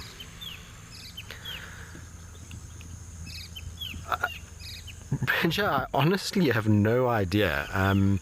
What I can tell you is that I've never seen a cat even try and eat one of these. And so out here, generally nature has worked out whether or not something is toxic to it, and then steers clear. So maybe, I don't know, I actually have not ever thought of that in my life, but it is probably is. I guess it could be, but cats here just know better than to play around with lilies, and I suppose they never get taught it, and so they don't actually do it. Interesting question though. I'll try and do some research and find out whether or not that's the case. It might be. I'm not sure. Anyway, we'll probably leave our ellies now. We'll go scratch around a little bit, see what we can find, and then, like I said, we'll come back here later in the drive when these are all bright and out and beautiful. In the meantime though, let's send you across to Trish. That is an interesting question. There are so many plants out here in the wild, but also in our gardens, that are often toxic to animals. But the ones out here, like these rhinos, they definitely know how to tell the difference. Not just from taste, because, you know, one taste might be enough. Ooh. Sorry, Jarrett, I just dropped you. Jarrett is the director and MC to this morning. I like to think that he just exists in digital form in my device here. But large animals and herbivores in general do have cues to help them along. So yes, taste would be one of them, but there are pre-digestive cues as well. Things that they can pick up from just a sense of smell. Elephants are excellent at that. But there's also learned knowledge, memory. Sometimes when I say memory, I don't necessarily mean memory from experience and this lifetime, but genetic memory. Memory over time that has accumulated. Again, it's not memory like, oh, I remembered what happened yesterday. It's a different type of memory, but an accumulation of knowledge that becomes ingrained in DNA. It's like avoiding mating with kin. How do animals know that, oh, I shouldn't mate with this individual, they're my brother or they're my sister? That kind of avoidance has to accumulate over time to the point where it just becomes an innate thing for the species at this time.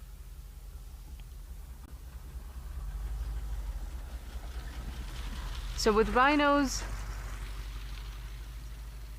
Going ahead with the grasses, I can't think of any toxic grasses, but I might throw that one to Steve.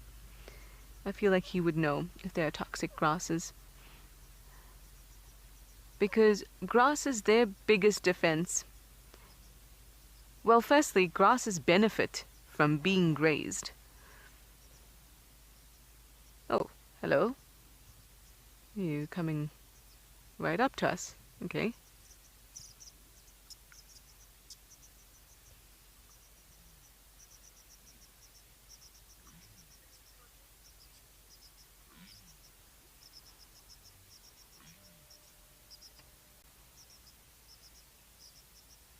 Just giving the rhino a moment here, because it's so nice and close to us. There we go. Steve doesn't know of any toxic grasses either. It's a red-billed oxpecker.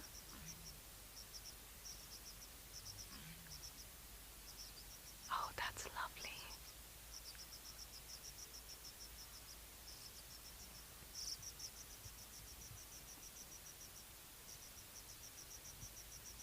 Hi guys, thanks for coming and checking us out.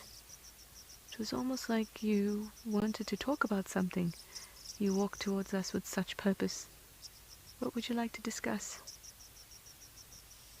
You tasted a funny grass and you just want to let us know that there is one that you suspect is toxic? No. So grasses benefit from being grazed because the way they grow is from the bottom up, kind of like our hair. Whereas other vegetation, trees, shrubs, they grow from the tips. So they continue to grow outward. Everything that's already at the bottom, that's old growth. Whereas with grasses, new growth starts from the bottom, like our hair. So they benefit from being grazed. But they still need to have some sort of defense to make sure that they don't become overgrazed. They've got to find this balance. And while they don't have significant chemical defenses, they do have a pretty cool little thing that they produce. Phytoliths. Phyto meaning vegetation or plant, and liths meaning stones. So they have tiny little silica crystals that are in the grasses. And these silica crystals is actually what wears down the teeth of herbivores. Remember that herbivores, so for example, rhinos don't have any front teeth. This white rhino just has those very hard square lips. And it's using that to pluck the grasses. And then it's got molars and premolars at the back. So the front of the mouth doesn't have any teeth. But the grinding of the grasses with those tiny little silica crystals in it, that's what actually wears the teeth down. So the entire environment almost acts as a limiting factor to every animal in it. Because a rhino can only live for as long. Oh, right there. How nice, right past me. Is that Nady who wanted to know if rhinos have eyelashes? Well, Cam, do you think you can answer that for us? They do. They have very short ones, not comparable to elephants, but they do indeed have eyelashes. Let's see. I promise they are there. Yeah, you can see them. There you go.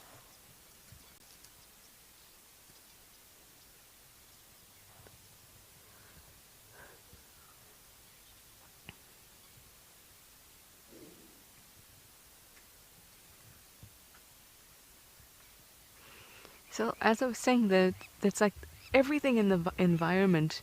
Oh, we've got some, never mind. I guess we'll have to complete that thought afterwards. But we've got some impala chasing each other.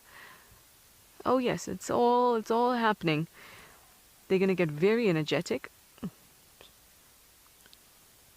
as we move into the rut. It should be peaking quite soon. usually consider May the peak, end of April into May, the peak of the rut. Maybe now I can complete my thought. The entire environment acts as this limiting factor, or a set of limiting factors that almost, it can affect longevity. The lifespan of everything, actually, because whether, the grasses and the amount of silica in it, and just enough to make sure that the rhinos have the longevity in their teeth that matches with their lifespan or that affects their lifespan. It's just all so interconnected, and that wasn't very articulate. But I hope that you get what I mean. Whew. The smell of the fresh dung is potent. And Charmaine, you said that they are, when they look at us like that, straight in our faces, it is absolutely precious. It is so special. I wonder what triggered this mass movement across the road just to get to the other side.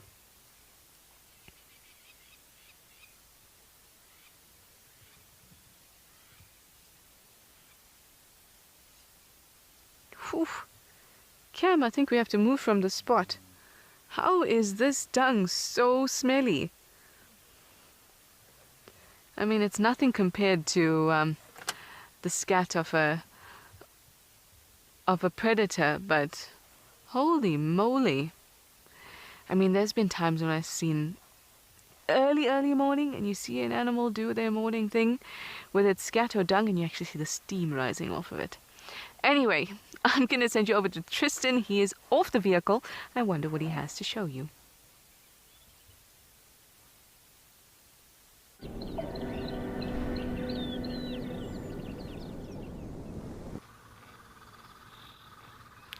Well, we decided to just come quickly poke our nose in at this carcass again, just in case another leopard had found it during the night, or if there was any signs of hyenas. And so Mpho is giving you a leopard's eye view of what it looks like to go up a tree.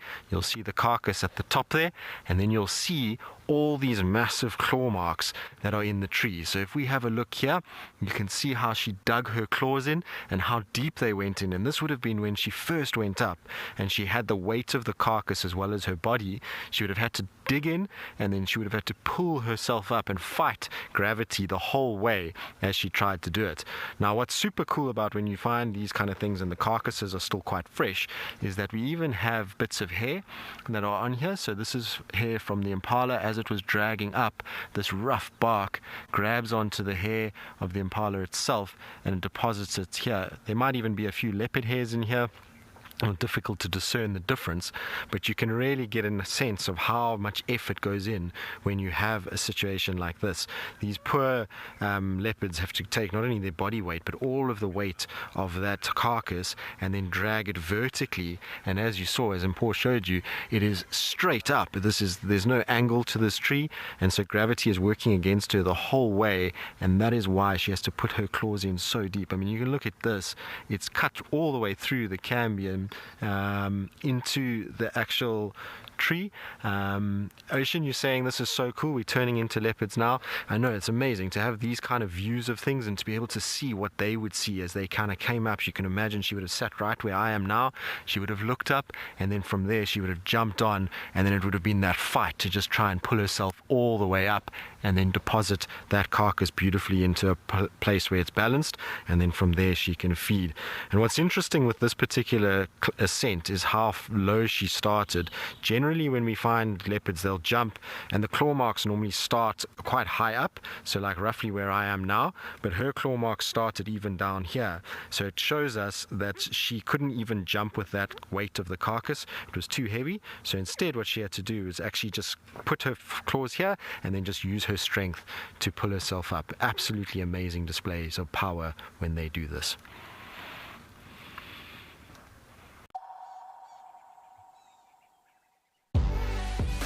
When nature calls, Maui is the only answer. Satisfy your wanderlust and take to the open road in one of our fully equipped motorhomes. Boasting a fridge, gas stovetop, AC and bathroom, our motorhomes are comfortable and spacious, making any self-drive adventure in the Kruger or garden route memorable. Whether you travel alone, as a couple or the whole family, Maui has a motorhome for you. Maui, home where you roam.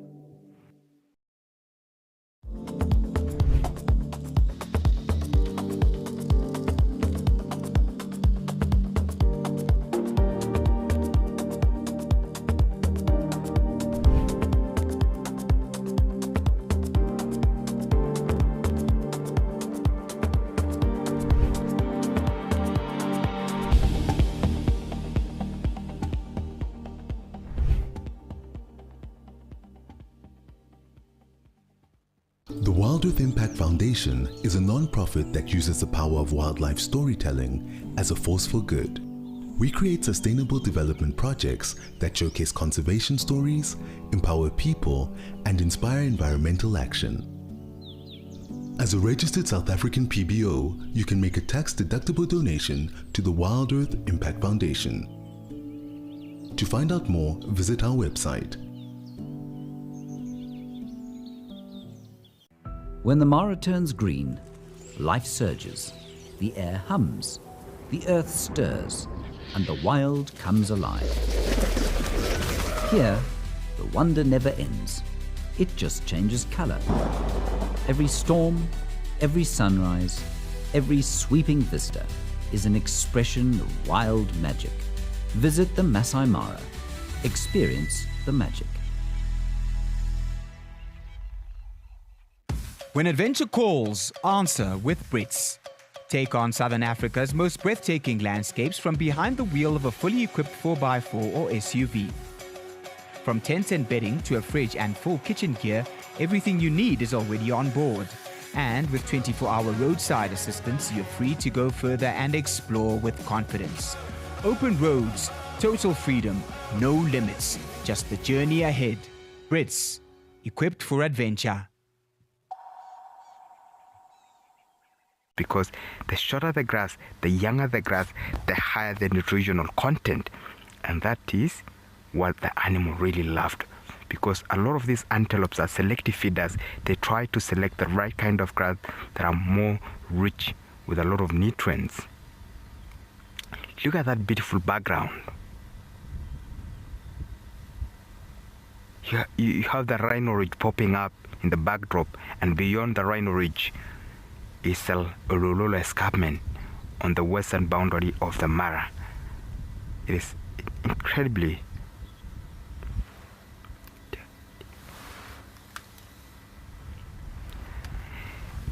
good question, TD. These animals can actually be on. In most cases, it depends on what time of the day and which animal, because there are those animals that don't really depend much on the surrounding temperature. They can be able to use their own bodies to generate their own heat. But think about a crocodile, who is actually more dependent on the external temperature. So they would often come out in the out of the water to sunbathe. But even these animals like the antelopes, who are out in the open, more in a place where there's a lot of heat and sun, if the sun is not extremely hot, then you would actually find them out in the open, grazing nicely, sunbathing. But then as the heat of the day kicks in, you might also be able to see them standing under the shade. But animals that live in this part of the country where the temperatures can be very high, because our temperatures can reach up to 30 degrees Celsius, sometimes 32 degrees Celsius. That's very hot. So a lot of these animals are well adapted to live in these countries, and most of them, they have more lighter skin that would reflect more sunlight and heat more than absorbing them. So even their coloration really play a critical role of trying to regulate their body temperature. Not necessarily that they have to go to the shade. They could just use their coloration, and that is a very, very good mechanism that they can be able to minimize chances of getting overheated. But this top, you look at the color, it's very, very shiny and more glossy. it's because the light is really hitting nicely and their skin is very, very nice and soft and healthy. They've been having very, very good nutrients because we've had a very good start of the rainy season and there's plenty of green grass for them. It's also important to note that some of the little shrub that we hear, some of the young plants in this particular spot, some of the young plants that we have around this area, they are very, very short, very, very short. They are being suppressed a lot because there's quite a lot of grazing and browsing of animal around this particular spot. So most of these plants are being suppressed, so they are not really growing tall. So while we move on and see what else we can show you, let's join Trish in Mabula and see what is unfolding from there.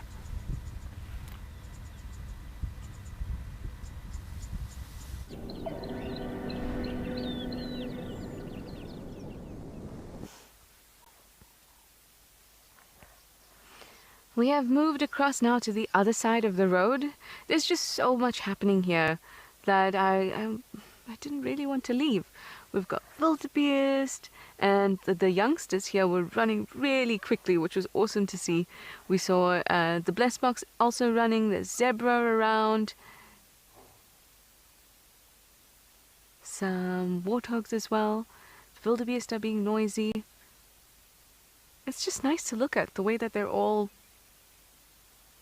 coexisting.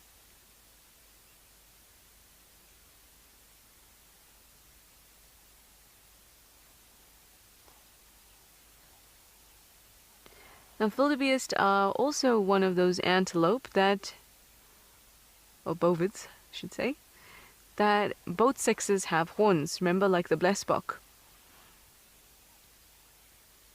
And another thing to consider when both sexes have horns is where they live.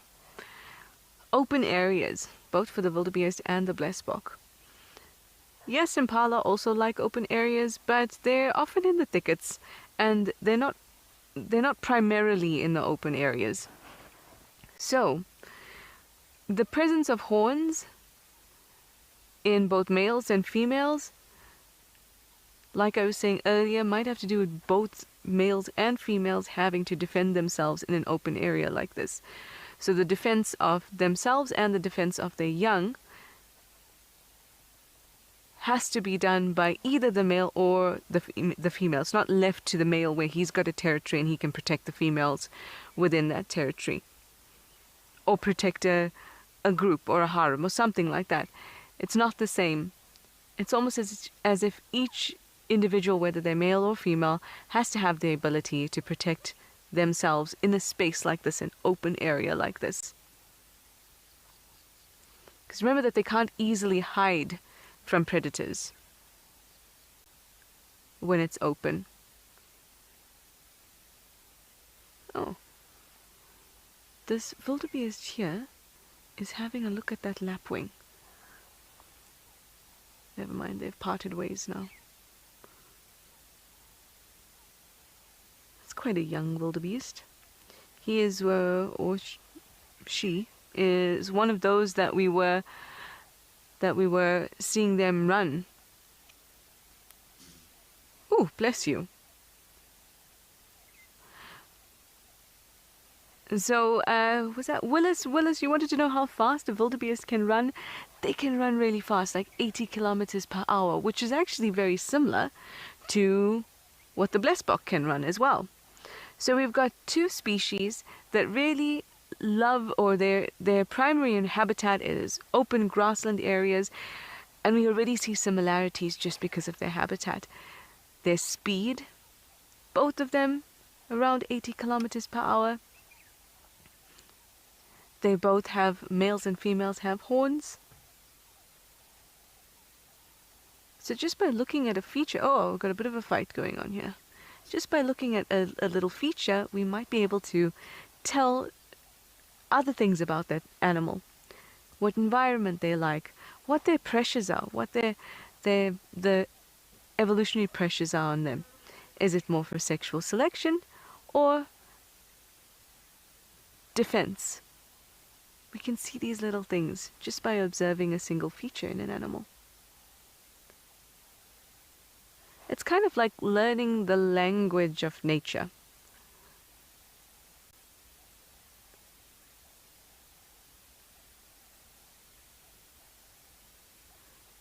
That's what I love about being human, actually, is this feeling of being curious about something and then going on and investigating it, figuring out why could that be.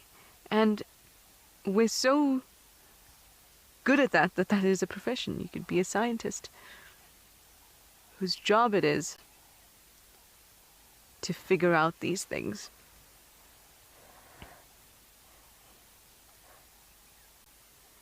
Got some zebras.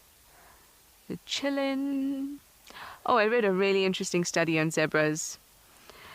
It was a while back now.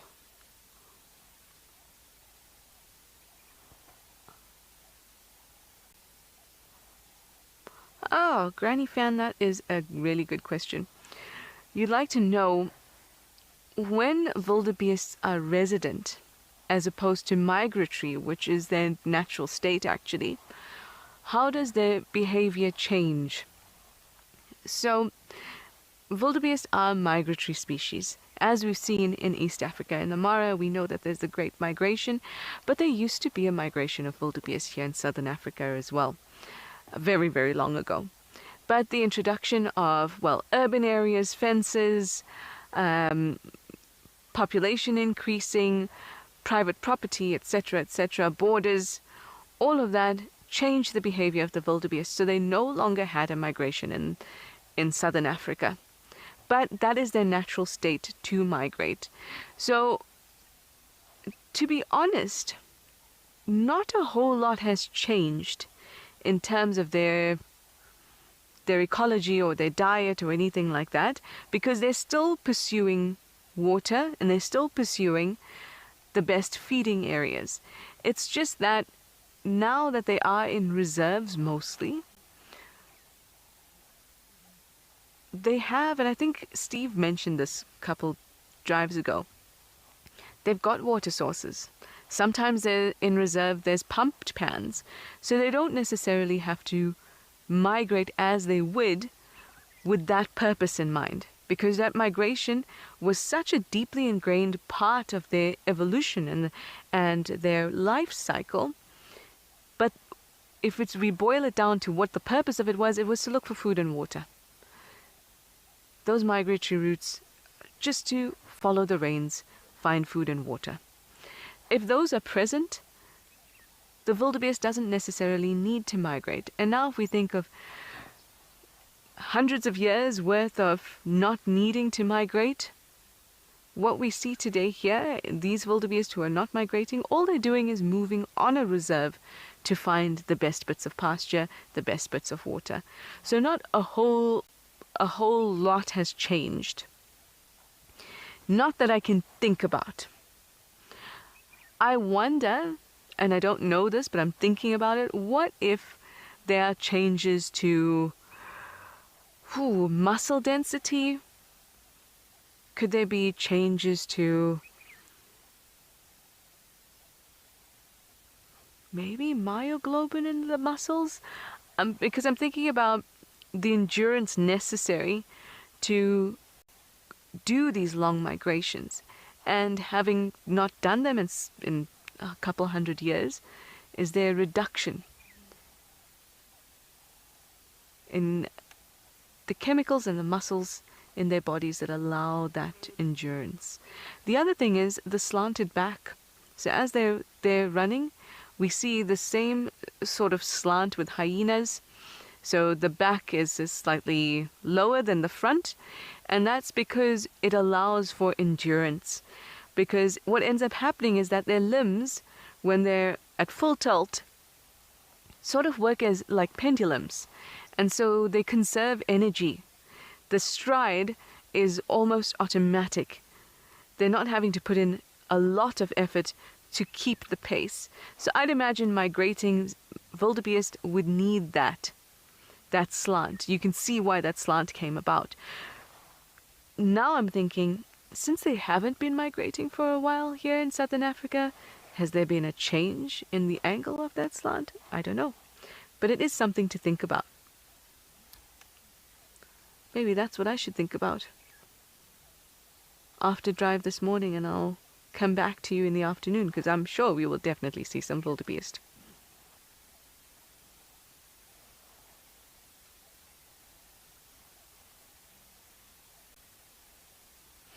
Yeah, Stephanie, there's a lot to think about, and sometimes I wonder maybe a couple 100 years is not enough for natural selection to act, or for any evolutionary pressures to act on a species, but we never know. And it does make you wonder.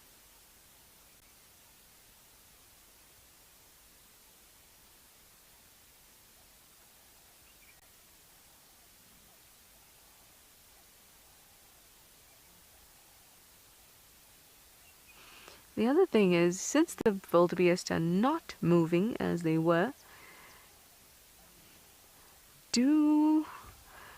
does their density in one spot actually, I don't know, lower the availability of grasses for other grassland species? Is there that type of interaction that negatively affects other species?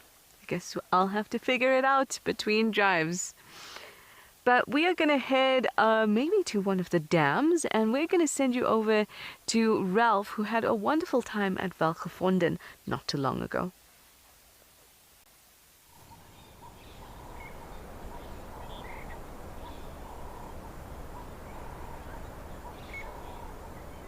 Hello everyone, good day. Welcome to the Welgevonden Game Reserve in the Limpopo province of South Africa. My name is Ralph Kirsten, and behind the camera I've got Mpo with me.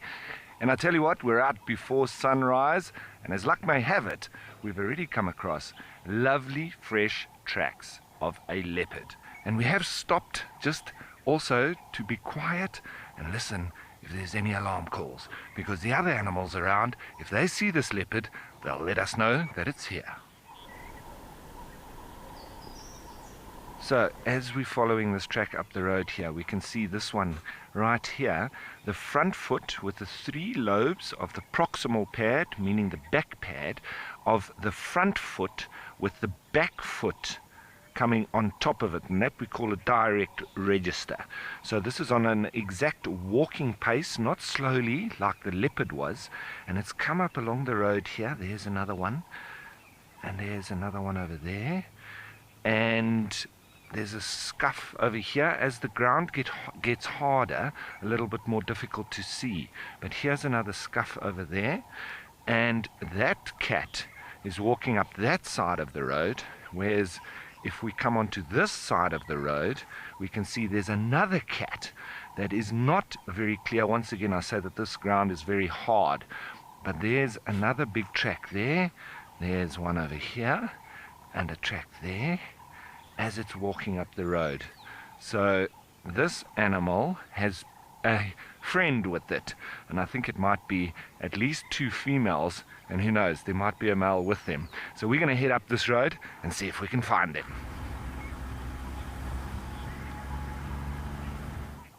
So we followed the tracks, and it led us to the big male lion, and we can see at least 1 female as well.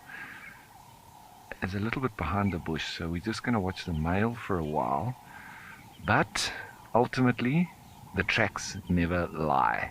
The oldest form of science, we started with the leopard track, that led us on to the lion tracks, and then we found the lion. So there's the female that is with the male, and I think it might be the same female that we found with him a few days ago, and presumably they're mating as well. Now there might be another female somewhere around, as we've just arrived, and we can just clearly see these 2, but we'll wait and see if there's not another female around. Otherwise it might just be these 2 lovebirds. So this female is the other female that I haven't seen before, because the other female that we got the other day is a bit older. Her top teeth, canines, are quite broken, and her nose is rather black, whereas this one has got a bit more of a pink nose and her top canines are fully intact. But she is huge, an absolute beast.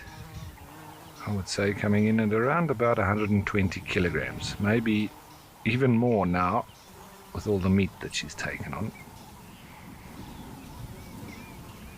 Well, to our surprise, not. These lions have not moved, except this one has moved a few meters into the shade, this female, and you can see she is a real fatty.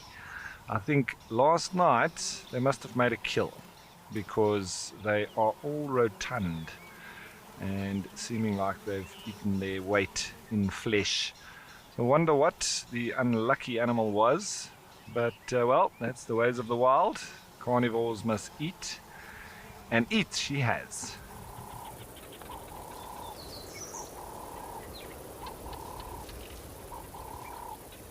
So there's all little youngsters there in the tree. It's a bit of a jungle gym for them, and the adults on the ground performing a bit of allo grooming while the youngsters are at play.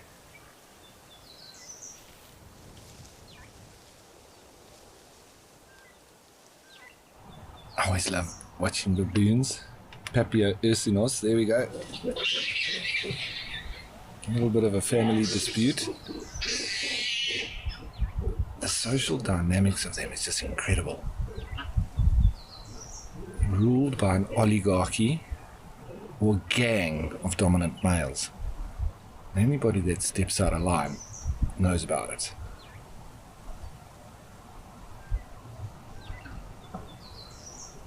So that squealing is very often even from younger males, and it indicates a real submissive posture and vocalization. Sometimes sounds like they're being murdered. And after that squealing and the dispute, or somebody being put back in line, you often then have them barking and just re-establishing the dominance. It's obviously all about the sodic site and the best licking spots.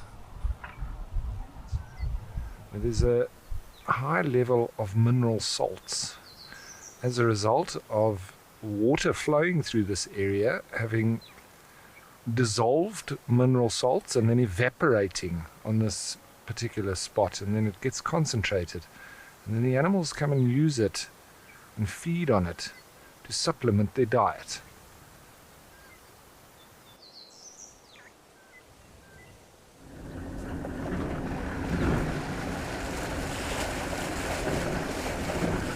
Well, the sun has set on another day in the South African bush. We've had a couple of decent sightings, obviously those lions, I would say the highlight, as well as those baboons. So we'll have to come out again tomorrow and see what we can find, and I'm pretty sure sooner or later we're going to have a festival of spots. But for now, as I say, the sun has set and we're going to head on back. Join us again on another day in the bush.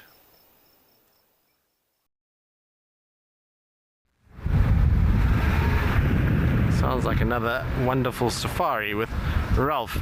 As you can see, we're moving quite quickly because there's just monkeys alarm calling, and the guys had sabui inside of vessels.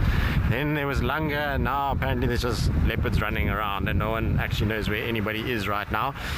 So we're just trying to check. Apparently the last visual was sabui chasing langa towards the cut line with little gari. So I'm just trying to listen to the radio and get round to that area. And see if we can't get lucky here with at least one of them, if not both.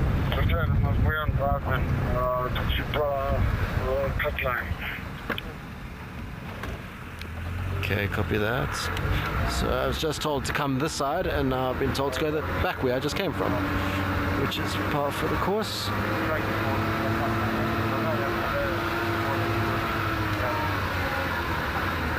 We'll just do it in reverse to the road here where I can turn. Sorry, Paul.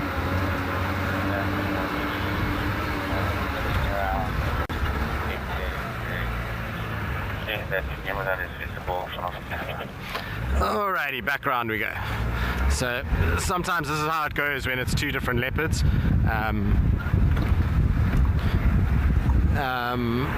You know, it can be a bit chaotic. Hitherto, Sabui and Langa have been chasing each other around a little bit. So I'm just trying to listen here what's going on between these guys. So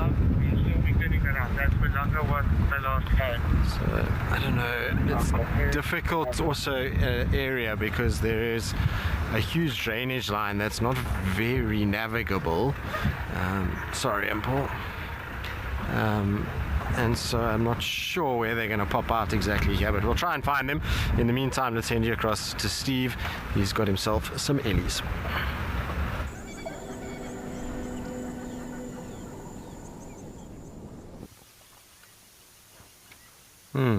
Good luck, Tristan. We don't have a radio. Well, here, we've got one, but there's no one to talk to. We've got some elephants in the Diope River. Was it yesterday morning? The day before, hey? We were here.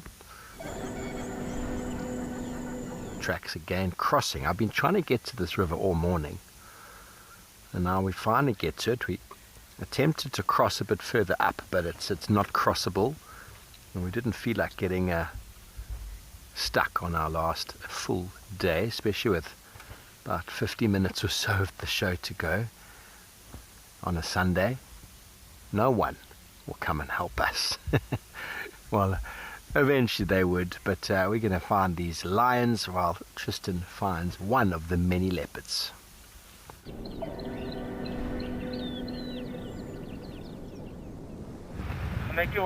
Right, so we've got Sabuya in front of us. She's very easy to tell. She's got a beautiful color and she's coming. You can see she's probably going to be salivating, so she's going to be coming back towards us. I just want to move us back a little bit because the way that she's moving, I don't want to cut her off, but you can see she's sniffing around quite a bit. She's trying to find Langa again. Langa unfortunately moved, and so I just want to try and give her a little bit of room to move should she want to. She looks like she's going to go back into Vessels again. Sadly, this road goes into Vessels itself, so we can't follow that, but epic to see her. Hello, Zigui. She's definitely salivating and sniffing like crazy. And she's cutting back into Vessels. We'll try and just go back more. It's obviously not easy when we're on cut lines like this. I'm hoping that Langa also pops back out somewhere here, and then we'll be able to follow them. Their general direction was east, so it's possible she's going to just make a little appearance in that gap there again, or not. She's going back west again through behind that thicket. Oh, it's all a bit chaotic, isn't it? When the girls are following each other, this is what goes on. Chime, you say yes, spots for me on my last day. I know, quite cool, isn't it? I was hoping we'd be able to get some spots today. It's one of those things though that is not always easy to find, and this is going to be a tricky sighting. Like I said, that's Vessels in front of us, but Little Gowrie starts just here, so it's really going to be a case of probably having visuals go in and out for a little bit until they actually fully cross over, and I wouldn't be surprised if they do fully cross. Just a further north of us here, so we're just trying to get around. Apparently the last visual of Langa was going in towards the drainage line here, and then so Sabui is just trying to find her by going on her scent and moving through, and so I'm sure she's going to pop out. Langa will pop out somewhere on Little Gowrie side. We just need to check carefully for her somewhere here. She doesn't come into Chitwa all that often these days, Langa. She tends to stay more Little Gowrie side and Hoffman side, so I expect her to rather bend back that way rather than coming more this side. As I said to you, it's a very difficult section. As you can see here, it's so thick. So, Tony, they are territorial animals, so they're having a territorial little tiff and establishing boundaries between the two of them. Even though it is mother and daughter, you must understand that Sibuyi's got her own cub now again. She's got another one. And Langa theoretically should have cubs too. And so these two animals are probably just not happy about either one being close. And so they're trying to establish a boundary point for one another. So as soon as a rival female crosses into territory, whether it's their daughter or not, then they try and push them out and say, right, you're not welcome here, this is my section, you need to stay out. So I was hoping that Langa will appear somewhere here. This is the road we were on, and so it's just this kind of game of going back and forth, and no one is going to off-road through that drainage line, sadly, especially not at the moment with all the rain that we've had. It's going to go quite slow here because Langa could pop up anywhere here. She feels like she's being chased around. She could go in any direction. But while we try and relocate these two, let's send you across to Centura. He apparently is down by the river.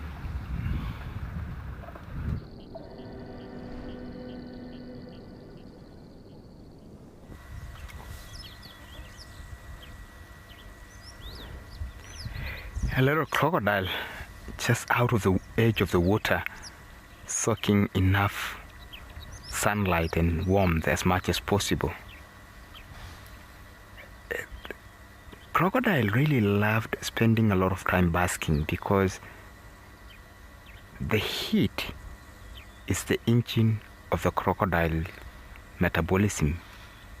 When they are super warm, they can be able to swim a lot more faster, they can hunt more efficiently, and even the digestion can even progress a lot more better because all the heat is the engine of the crocodile body. And look at that young one, it's really soaking as much as possible. Crocodiles don't do any parental care. As soon as the young one hatches and been moved to the water, each one would start living a very, very independent life. So it's very common that you can be able to see a young crocodile like that just by itself without even the parental care of the mom. They are known to live in the same pools with hippos, but they have a very good respect for each other. We've seen big giant crocodiles trying to steal young baby hippos, but then the big moms are very, very protective of the young one. So they try as much as possible to avoid each other. Sometimes you can see them sitting next to each other, but nobody is touching the other one. Such a lovely thing to see. And if you go back, if you look on the banks, this is one of the pools that the hippos live. And you can be able to see some of the pathways cutting through the banks into the field and go and graze and come back. Hippos are ecological engineers of the land. They create pathways for other animals, so they do not need to struggle to come down to the watering.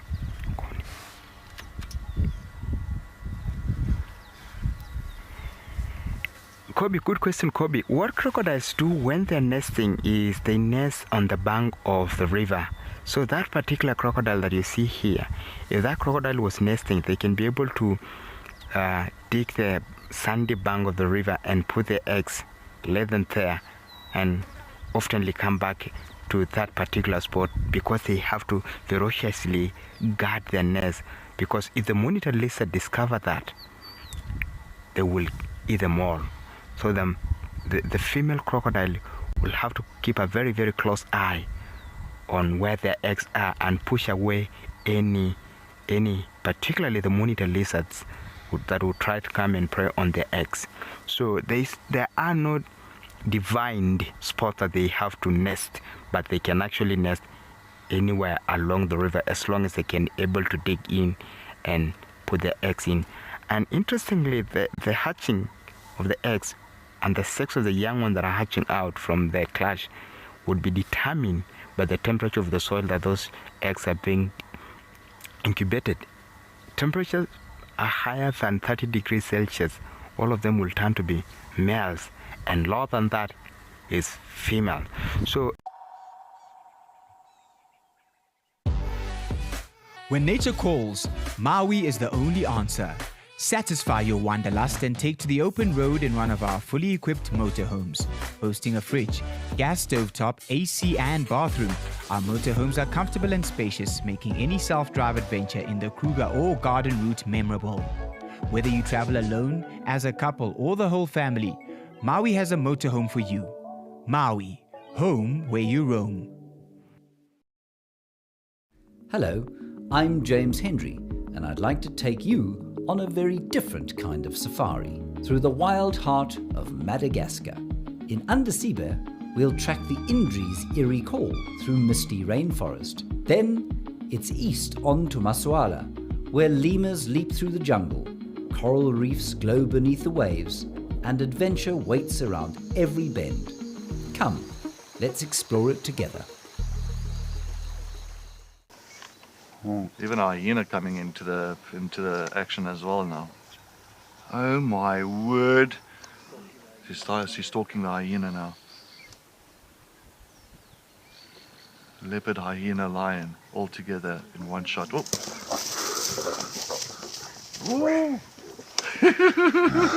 This is action-packed.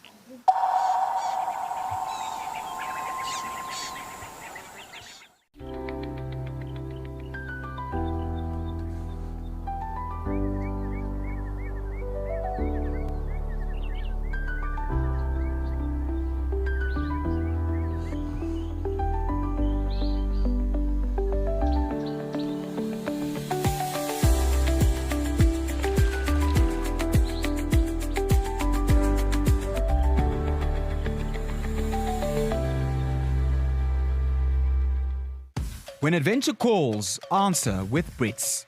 Take on Southern Africa's most breathtaking landscapes from behind the wheel of a fully equipped 4x4 or SUV. From tents and bedding to a fridge and full kitchen gear, everything you need is already on board. And with 24-hour roadside assistance, you're free to go further and explore with confidence. Open roads, total freedom, no limits, just the journey ahead. Brits, equipped for adventure. And see what is unfolding from where he is.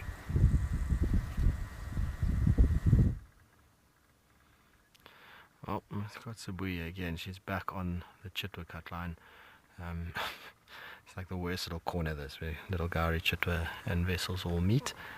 She's just slowly moving her way southwards now. She looks a lot more calm. I think she's almost like she's given up on chasing Lunga, and now she's going to lie in the road for us, which is absolutely perfect. I was a bit worried because there's a road coming up and I thought she might cut back to the west on that road and then disappear, but it looks like she's going to just chill and take it easy for a little bit. When they get hyped up like this and they move around, they obviously build up a lot of heat and get very hot very quickly. You can see her mouth is open, she's panting, so it's a rise in adrenaline, as well as the sun is getting much hotter now, and so I think she's just now wants to take it easy and rest a little bit. She's done her job, she's made Lunga aware that she's here, and hopefully that will just settle things down. It's kind of what we always want with these guys, is that we don't want a situation where they come into contact with each other and actually fight physically. It's always just better if they can sort it out by a bit of visual and growling and audio and scent, then kind of go their separate ways. So hopefully that's what will happen for the rest of the day, and they won't come back together again. As I said, because it's getting quite hot, I don't expect there to be much in the way of any more sort of action between the two, unless Lunga magically appears somewhere here again. The last view of her was going north, and we're now heading south, we're heading south, and so I think it should all be okay. And up and moving again. Nice of her just to have stopped for a little bit of a scent mark, just so everybody knows this is her area, and then carries on. Now, like I say, she might just move and cut to the west again,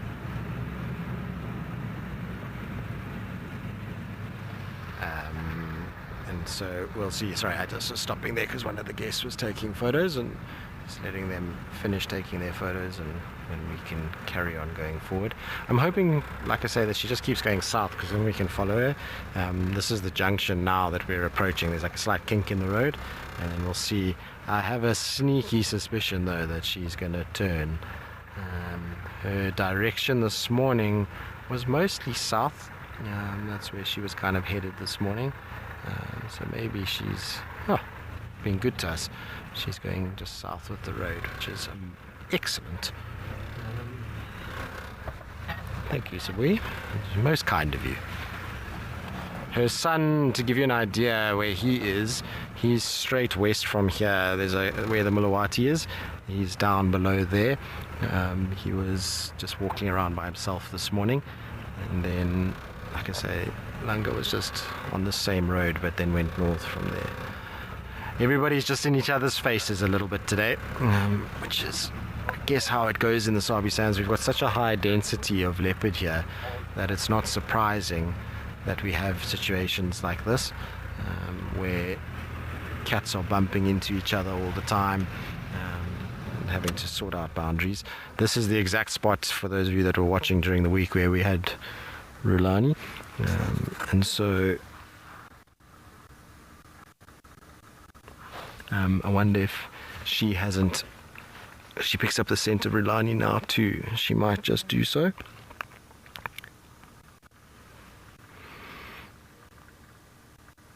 Now, Joshua Drown, you're asking, whom are the top leopards in the northern Sabi Sands?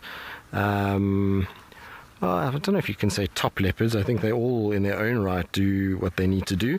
I would probably hazard a guess that all females that are here are pretty amazing. Whether it be, Kalamba or Sibui or Kachava, I mean, they're all amazing creatures in their own right. So I don't think there's top leopards. They all do their own thing. I'm just going to try to see if we can find a place where we can park, that the car behind us can also get a visual, because otherwise it's going to be tough for them. It's not easy here because of the terrain. I'll try and just see if we can't poke our noses in here and they can then get a view from behind. That should help a little bit.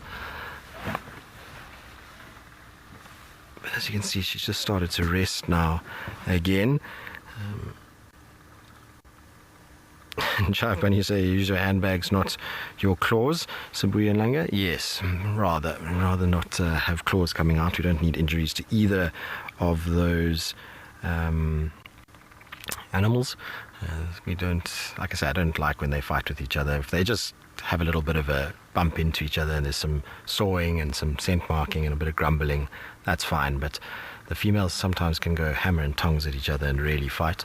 And so hope that never really happens, because ultimately any injury would be a very bad one for them, and we don't really want that.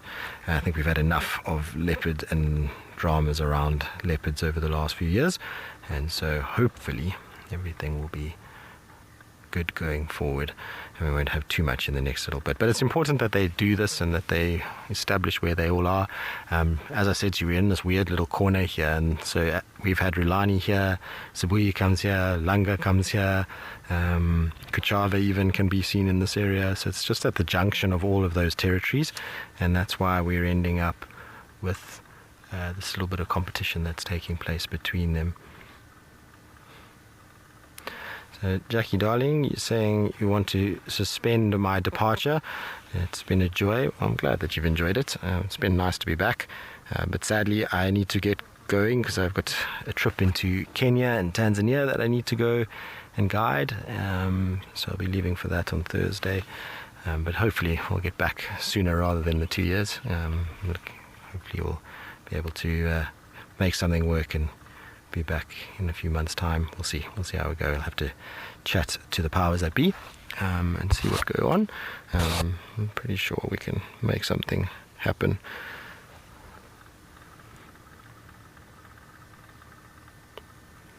And yeah, you were saying, have you observed multiple leopard making multiple kills and catching them in the same tree? or caching them in the same tree. Yeah, I have seen that before. I once had Karula on Hoffman's. She caught 7 impala lambs and they were all in the same tree. It was the most macabre Christmas tree you've ever seen. It was just little lambs all over the place. So I've seen that before. I've seen Tundi with 3 duikers in a tree before. On Chitwa, she had it in a torchwood. She put 3 up there. So yeah, it does happen. These guys, if they on a kill and they see an opportunity for another one, they won't stop, and they will most certainly be able to do so. All right, well, we'll stick with Sibui a little bit longer while we have her. In the meantime, let's send you across to Steve. Sounds like he's also had some success with some felines.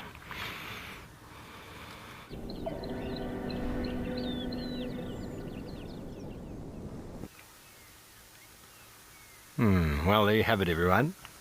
We have had some success, and it is the one and only, it looks like, Pasanwari, who's feeding on an impala. We can't show it to you right now, but there is a huge elephant bull on the other side of the road from where we are. The tracks were fresh. We knew we were going to wanted to find them. They were up and down, and it's a male impala that he's feeding on. And all I've seen so far is his head. But he was growling, which is either an indication that the elephant is bothering him. Elephant's about 30 yards away, or there's more lions. I'm pretty sure there's more lions. Can I move forward there, people? Yeah. Just hold it right there. Okay. Try and get you another view through this guarri bush. Let's go a little bit more. I had another view just up here. And 3, 2.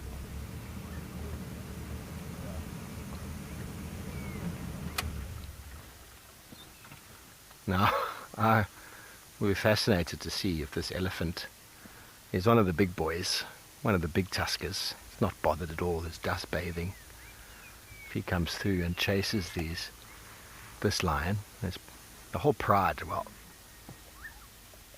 the tracks, I can hear a contact call. The tracks indicated there was a whole pride. And I had to navigate the elephants we saw before a little bit, figuring out where these tracks went to.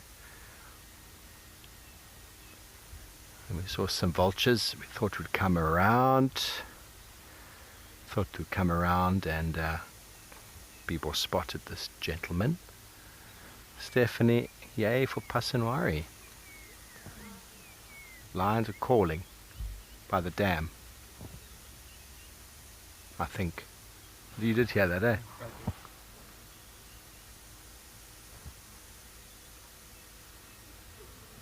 Okay, there's contact calls in the drainage line, just away from him. Male impalas get a hammering this time of year. We spoke about that this morning. And I know it's a male impala. We just saw the horns. But it's possible there might even been 2 fighting and the lions killed them both. Here comes a lion off to the right, people. I don't know if he's going to come into your shot. I just saw movement. It's a tricky area. It's quite thick.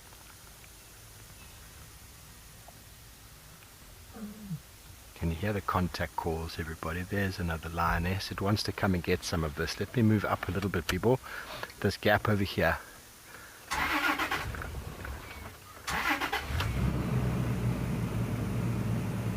There's the gap there, tell me.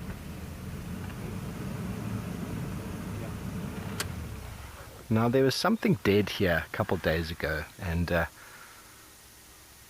we smelt it. You can smell it now. It's very, very fraught, very rotten. And then we had the tracks of the pride going away up the river, and now we've got the tracks coming sort of back. But they've clearly been hunting. They've been successful. But something in this area is very dead, and has been for some time. And that lioness wants to get a little bit of the food from Pasanwari, but he's obviously having none of it. Oh, they're looking nice and full. They've eaten. Okay. Listen.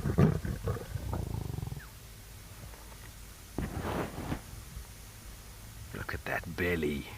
Goodness gracious. She said this is mine.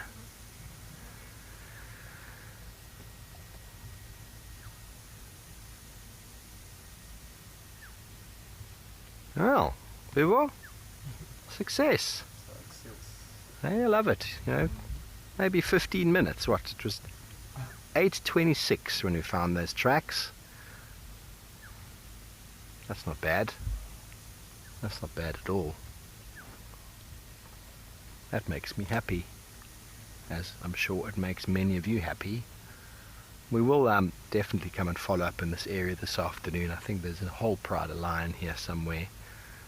They probably won't go very far. There's been a lot of feeding.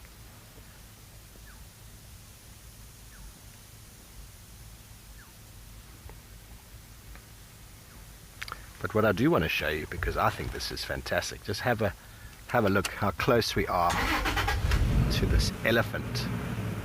This elephant doesn't care about these lions. Are you ready, people? Look at the size of him. He's not far away, and I'm surprised he's not going in there and kicking some lion backside. That's a big boy. That's a big boy. Mary male lion starts to develop a little bit of a mane from about a year. You start seeing the development. From 2 years it's quite obvious. Then from 3 and 4 it really kicks in. But that's also a testosterone thing. It's also a genetic thing.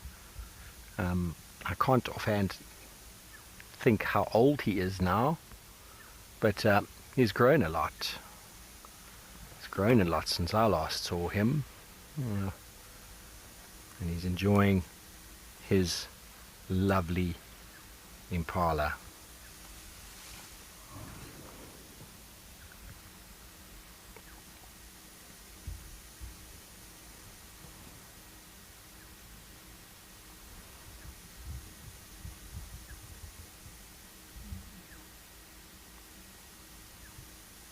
So everybody, heartfelt thanks to BushTech for providing luxurious tents that allow us to sleep comfortably under the stars, and for proudly presenting this sunrise safari. Oh, it absolutely hums here.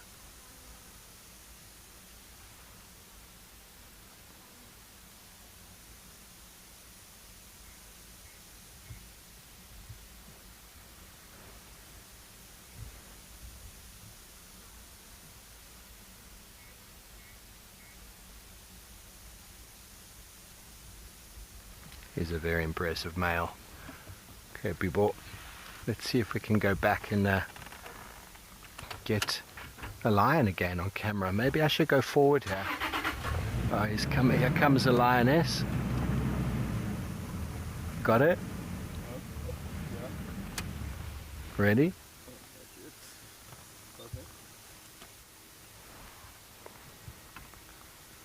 Picking up some scraps. Shane is a magnificent boy, isn't it? Magnificent boy.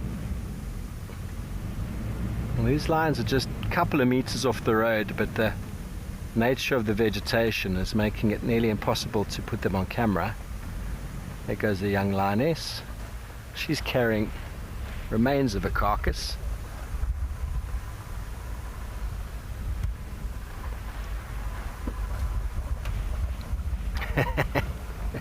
It is a thicket. It is a thicket, everybody. There's not so much we can do here, I'm afraid.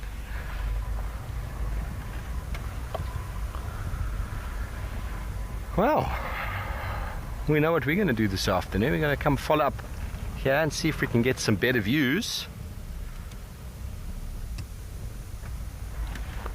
So the Darpi River's just there. They went across. They were hunting. They came back.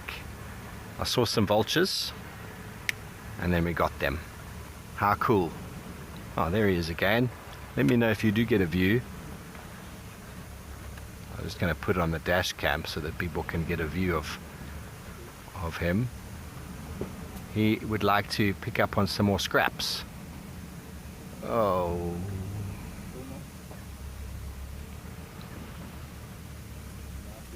Sorry guys. Sorry folks. We're gonna have to try later. Okay, well, we found lions eating.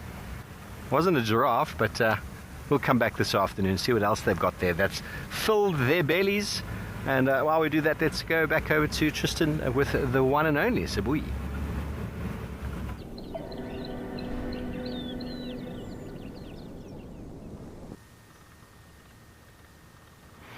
Well done, Steve. Always nice when you get a bit of a reward for your efforts. As you can see, Sabui has buried herself into the biggest thicket she can possibly find. Nice and shady where she is, and she's just starting to drift asleep. Her head is starting to bob. And so I think she's also wrapping up for the morning and going to take it easy. And I was saying to him, poor now, if you were driving on the road, which is probably, what do you reckon, Paul? 5 meters? 10 meters, let's call it, somewhere between there, from the road, you would have no idea that there's a leopard there. So that little gap that you see, that's the road behind her, and that is what the camouflage looks like. The grass is so long that unless she stands up, you have zero chance of spotting that.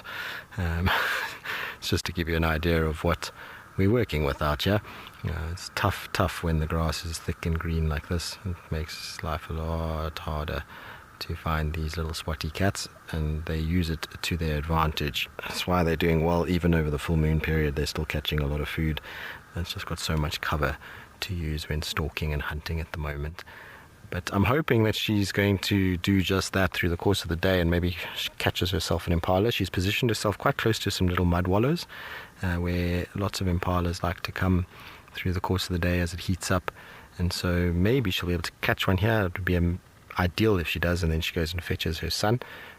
I'd love to see him again. I haven't seen him in ages. The last time I saw him he was only about 4 months old, so he was little still.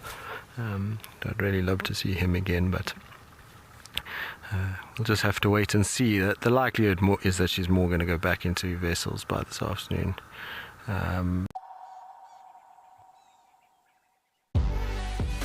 When nature calls, Maui is the only answer. Satisfy your wanderlust and take to the open road in one of our fully equipped motorhomes. Boasting a fridge, gas stovetop, AC and bathroom, our motorhomes are comfortable and spacious, making any self-drive adventure in the Kruger or garden route memorable. Whether you travel alone, as a couple or the whole family, Maui has a motorhome for you. Maui, home where you roam. Did you know that 90% of Madagascar's wildlife exists nowhere else on Earth? The Indri's haunting howl echoes through misty rainforest, a sound we will never forget. Travel east where lemurs soar through emerald canopies and coral reefs shimmer beneath turquoise seas. This isn't just a journey. It's a once-in-a-lifetime wildlife adventure I'd like to take you on. Join me, James Hendry, on this exclusive island safari.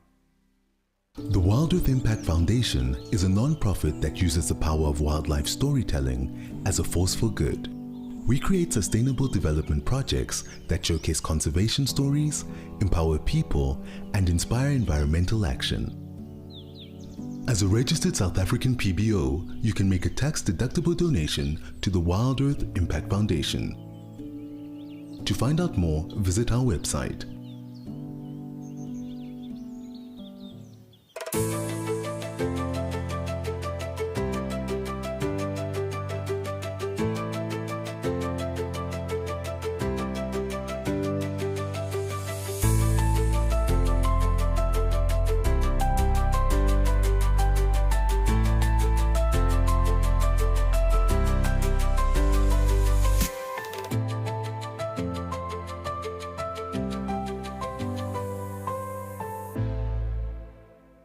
When adventure calls, answer with Brits.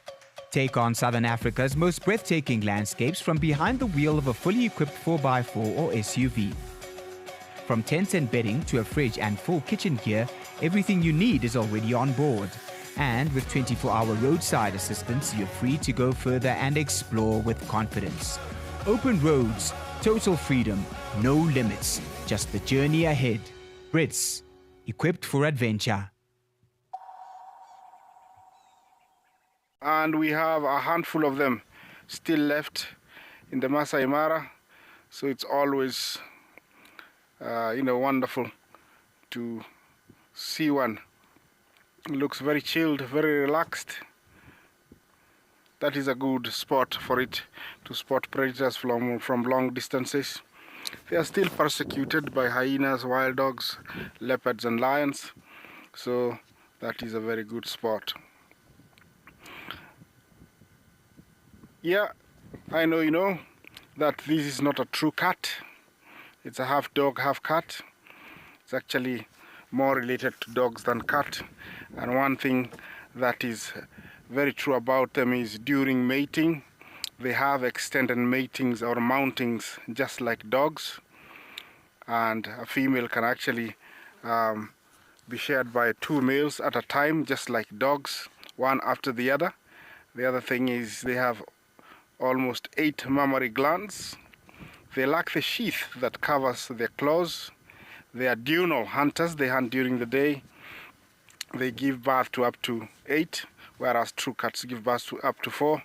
Those are just but a few differences that make this beautiful cat slightly different from being a true cat. I'm just gonna let you enjoy that for about 60 seconds.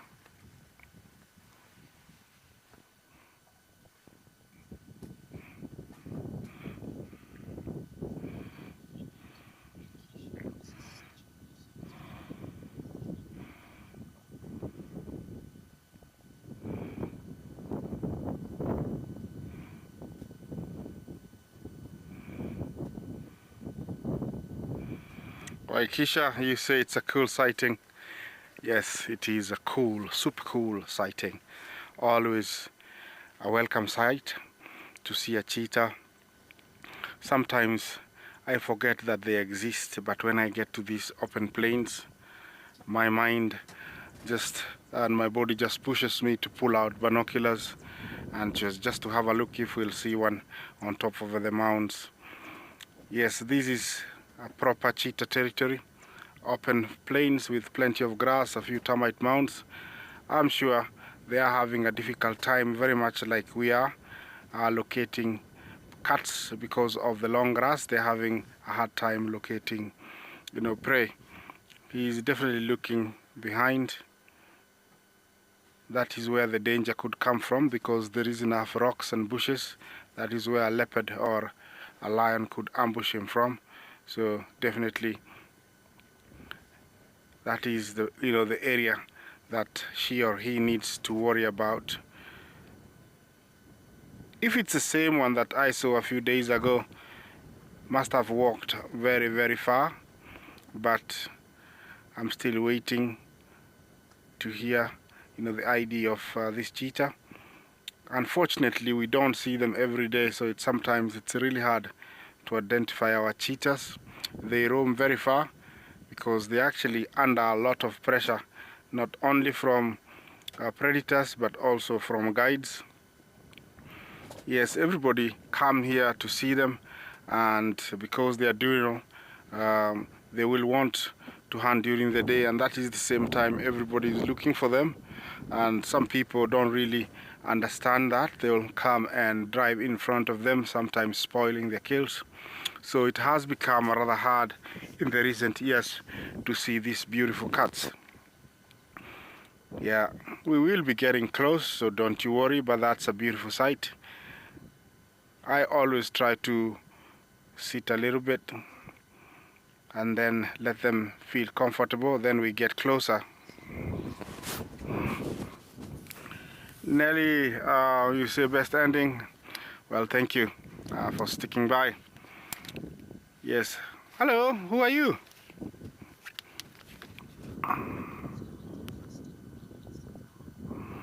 Yeah, well, I'm gonna stay here. Let's go see a leopard with Tristan.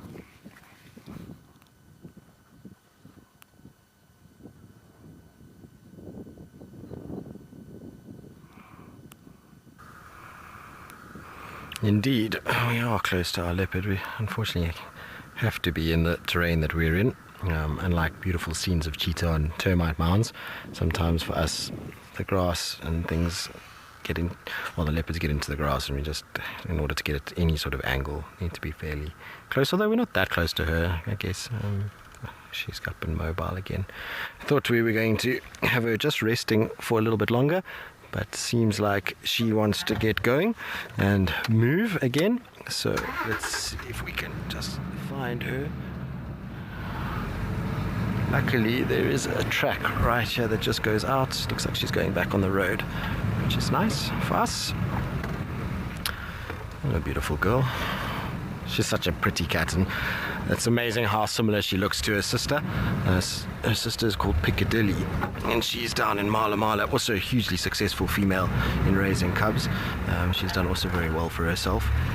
Quite a difficult area too, where there's a lot of activity of other cats.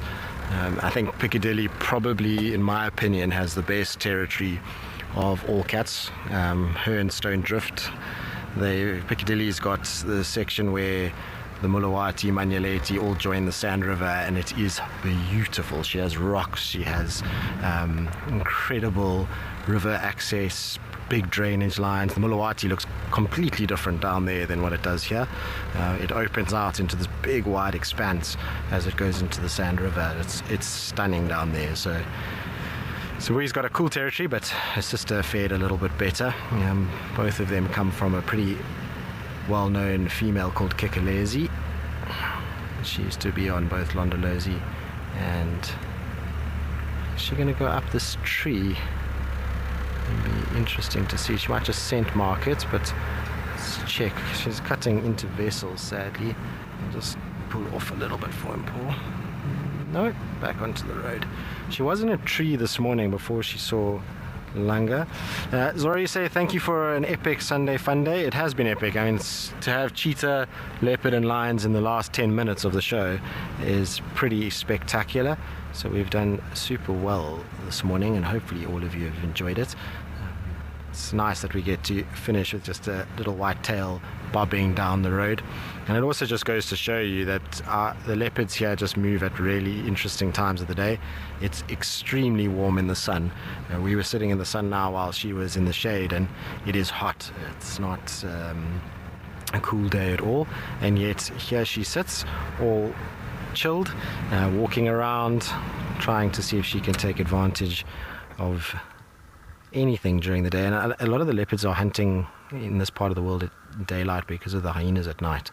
So when these hyenas are super active, what have you seen? She might go on her back legs here. She's sitting super upright. Sometimes when they spot something they can't quite see, then they rear up onto their back legs and do a little mongoose pose. So when you see them kind of get their heads all extended, if they still can't really see nicely, then sometimes they'll kind of go up onto the back legs just to double check.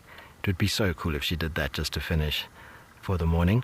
And the sad part is that she was going into Chitto and she's now looking into vessels.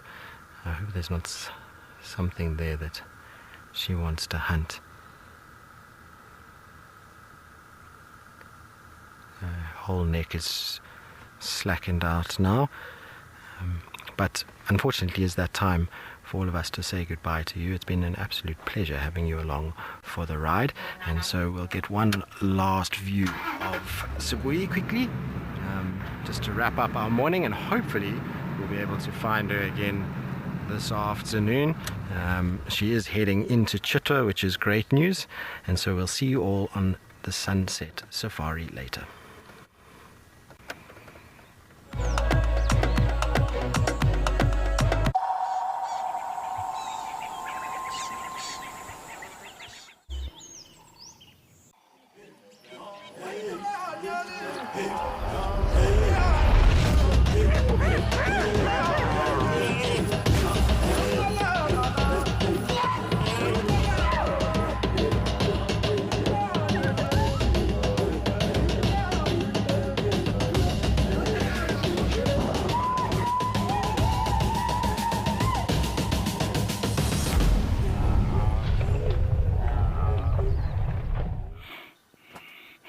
Jumbo, jumbo, jumbo. Welcome to SafariLIVE, and to start off, we start at top notch with a beautiful cheetah resting on top of a termite mound. I'm here at a Rhino Ridge in Masai Mara, but we are staying at a governor's camp. This beautiful cheetah is just resting, and it has taken about half an hour to get here because all the tracks have been washed off. But finally we have him or her. We will be identifying the gender quite soon. Well, this is Isaac over here, and on camera I have Marcel, and I will be spending most of my time here with this beautiful cat because it's my last day here in Masai Mara, and what a better way to say goodbye to the beautiful Masai Mara. I have my colleagues who are on the other side of the Mara, and they'll be joining us shortly. What is a cheetah? Yes, it's a predator that roams the grassy plains of East Africa, Masai Mara, Serengeti, all the way to Southern Africa. Those were places where they used to roam freely, but now they are restricted to very few places. One of them is Masai Mara, Serengeti, and a good number of them in Southern Africa. If you look at this beautiful cat, you will see that the claws are outside. They are protruding.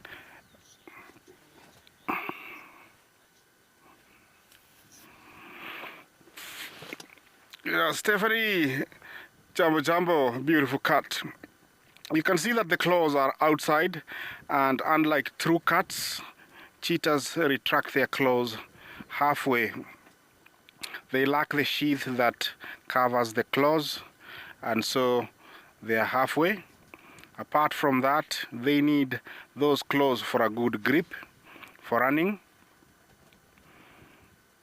And this is an animal built for speed. Behind us, where he's looking, there is a thick forest, and that's where most of the threat could come from, and that's why he's facing that way. He's not worried about the front because it's quite open and he's quite high.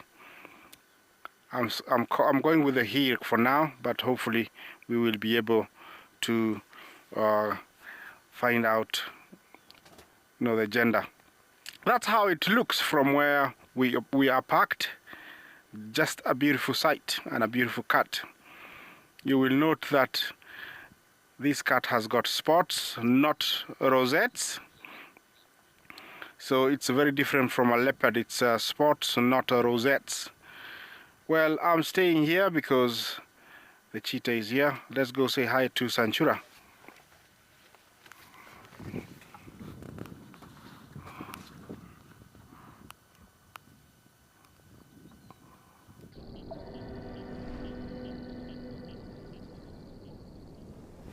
Jumbo, and good morning to another lovely SafariLIVE safari.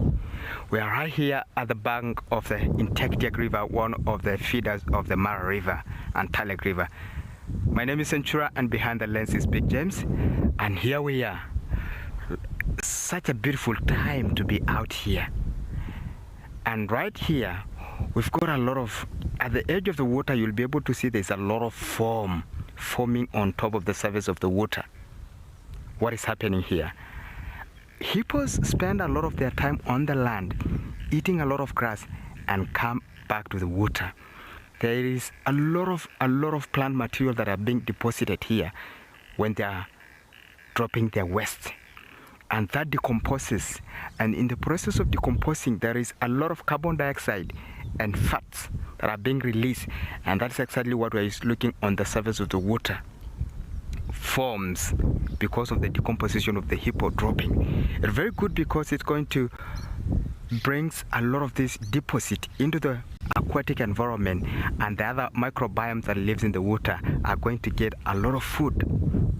But when it is in large amounts, that is going to affect the ecology of the water, because it can actually make this water, when they drops tremendously, to be a lot of hypoxia that means there will be no oxygen.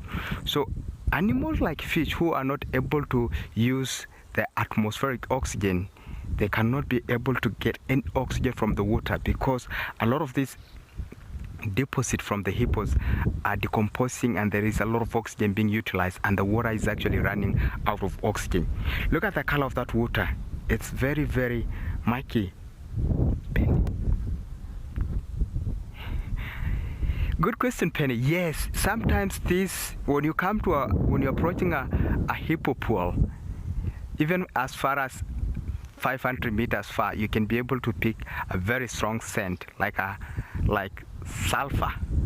It can be very, very strong, because there's a lot of nitrogen, there's a lot of phosphorus that hippos are bringing from the land into the water system. So they're acting as a very, very good bridge for the nutrients, because they're transferring those nutrients from the land into the water system. How cool is that? And these other life who are not able to leave the water will be able to get these nutrients. So the hippos are doing an incredible job of being an ecological engineers to the land as well as to the other aquatic life. And also, when you look at that fallen tree, there are some cuts of the bank that the hippos uses when they go up and back to the water, when they go to the land to graze, because they spend all their time on the night out in the land grazing, and they can even move as far as 10 kilometers from the watering holes that they live when resources, that's particularly grass, are not within the area that they live. So they can walk a long distances to access these grasses and come back in just before the sunrise back to the water. So it's such a lovely scene. It's a lovely scene to watch them and see how nature interacts. So while we move on and see what else we can be able to find for you, we can join Isaac with a cheetah on the termite mound.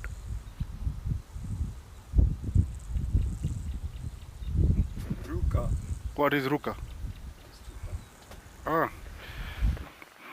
Well, we're still here, and confirmation that is a cheetah called Ruka, and it's quite nice always to have these names.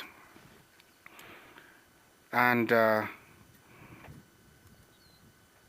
he's still seated in the same spot, wondering what might come from behind, but I don't think there is anything.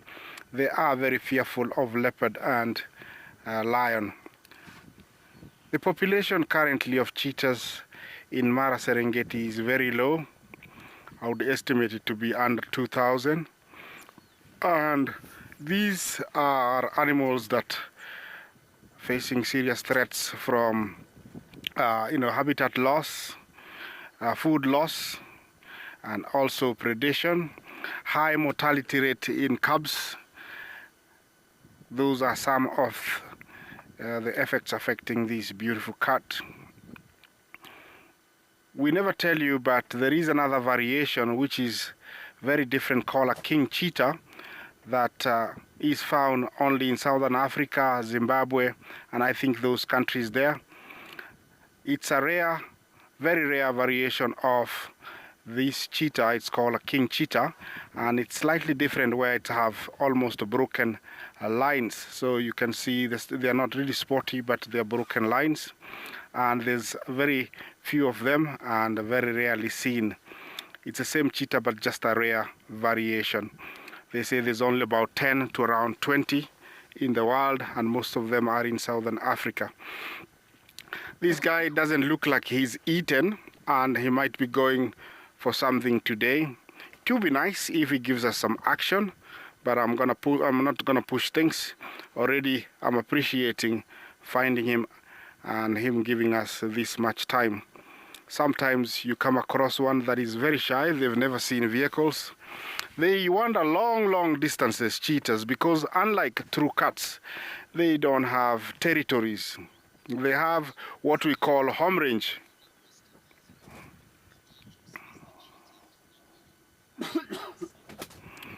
Sammy, you ask, how dangerous are the cheetah to people? I would say that cheetahs are actually not dangerous to humans at all. I would put a dog much more dangerous than a cheetah. if you look at their mouths, they don't have a big gape to be able to kill a human being. They can only kill very small prey, Thompson's gazelle, impala, Grant's gazelle. So they don't pose any danger to humans. Of course, if it was a female with young and you walk towards it with a vehicle, to be a different story, it will run away. But on foot, they do hiss and come towards human with their forelegs up, and then they hit them onto the ground, like to make you go away or to make you feel afraid. But cheetahs are not dangerous to human at all. In fact, they get used to humans very, very quickly. If you look where we normally look, you will find that there are pictures of them climbing into vehicles, even licking people's hats, not even worrying about humans, even finding shade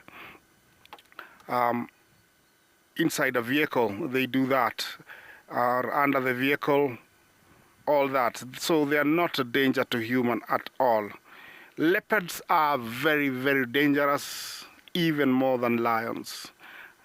They're very fast, very aggressive. If they're not used, and especially here in the Mara, I would advise that when you see a leopard gnarling, moving its tail, lifting its lips up, get out of there or put enough distance. They are very dangerous and very fast. But cheetahs, they tolerate humans, and unless you're really, really small, and I don't know what you'll be doing close to a cheetah without a parent, then you're under danger because they might, bite you. But they are not dangerous at all to humans, cheetahs. I've had them really close to the vehicle. I've had them jumping onto the vehicle, and I don't feel threatened at all. Remember, this is the fastest land mammal, and they can catch top speeds of up to 110 kilometers an hour. Though they are very beautiful and they can run really fast, they live only for about 12 years in the wild, and in captivity they might reach even 15 to 17. So they don't live very long. And very much like dogs, they can give birth every about 18 to 20 months. They can give birth. It's very rare for a cheetah to bring up all its cubs, because they are always facing all sorts of threats from predation, weather, too much rain, too much sun, predation by pythons, leopards, lions, wild dogs, hyenas. Even big birds of prey like a martial eagle can take a cheetah cub. So they face all sorts of threats. I hope and I wish it would stand up so you could see the hind legs. They are actually meant for acceleration. They're quite robust, strong, and full of muscle to be able to accelerate that body from 0 to 60 in almost 3 to 6 seconds. They are able to accelerate to that speed.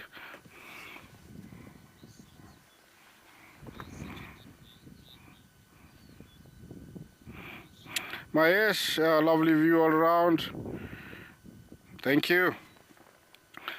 Yeah, of course, because they run fast, it doesn't mean that everything waits for them to pick up what they want. Look at that. I think he could be getting restless and he might walk for us. I'm looking forward to seeing him walk or stand up so you can see the whole body. Yes, I was saying that although they're very fast, nobody waits for them. They have to really work for their food, very much like other predators. To guarantee a kill, they have to be within around 60 feet, and to break cover, accelerate to top speed.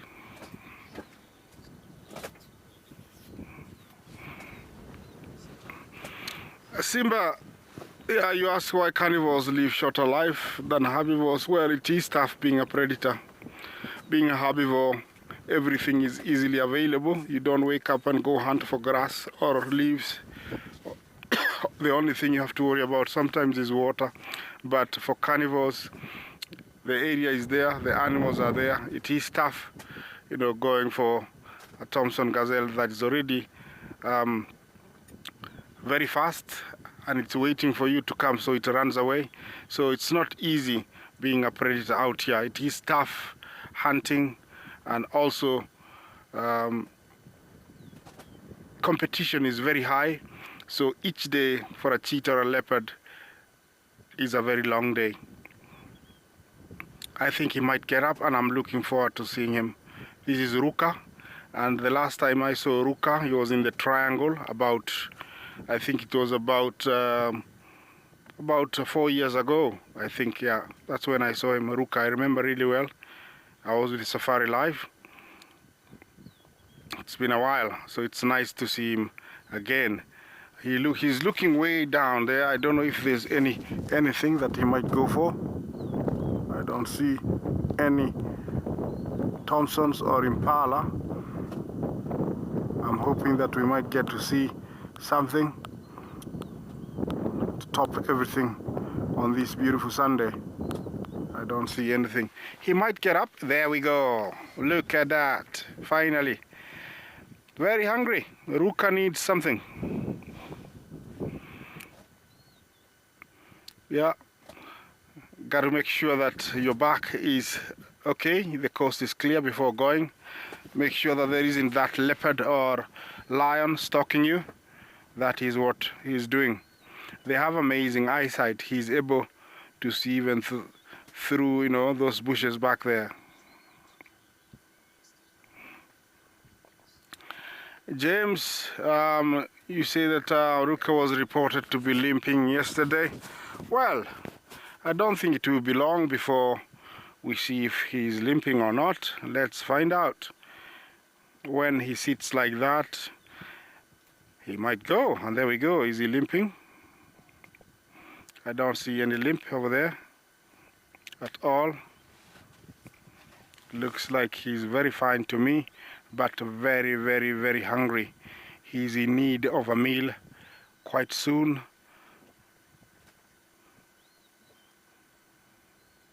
Is he gonna lie down, or is he gonna go on? Now I know why he was looking in that direction, because he wanted to go up the top of Rhino Ridge, and that's how we going to lose him. He might not be seen for a good number of days, because it is very rocky up there and almost impossible to drive over there. Yeah, so just enjoy that Ruka walk in the long grass. It's just beautiful.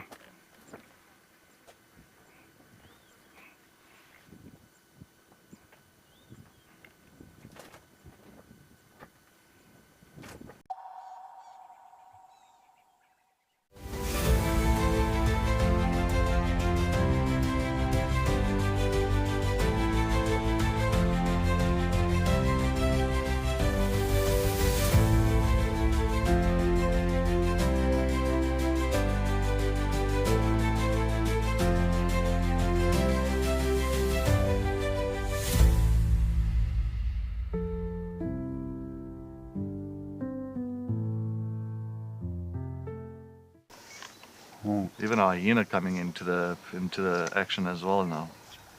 Oh my word!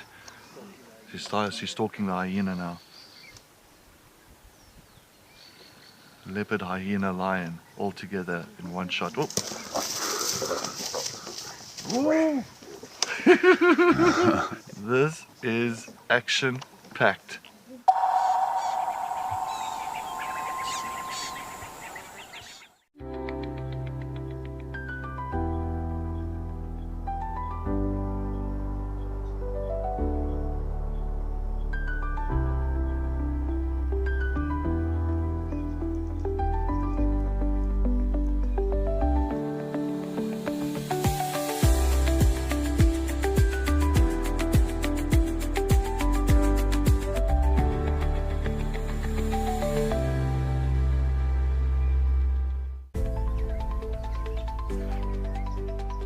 said leave and he left.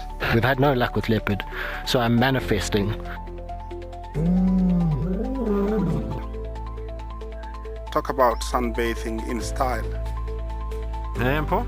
Must be nice, eh? And there you go.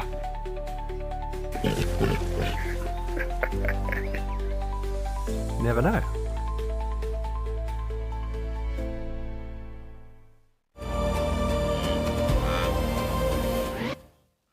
We know that adverts pay our bills, but you don't necessarily like them. So, this is a fantastic way to stop being interrupted. Sign up today and you'll get instant access to wildlife. 24/7, ad-free, live and on demand.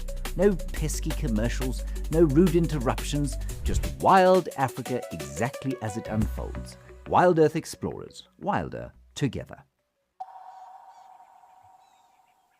Fly to the next tree, and as they fly out, they're loaded with a lot of pollens. They move to the next tree and they go inside through a tiny microscopic opening called ostiole. While they are trying to push inside to go into the inside part of the zirconium,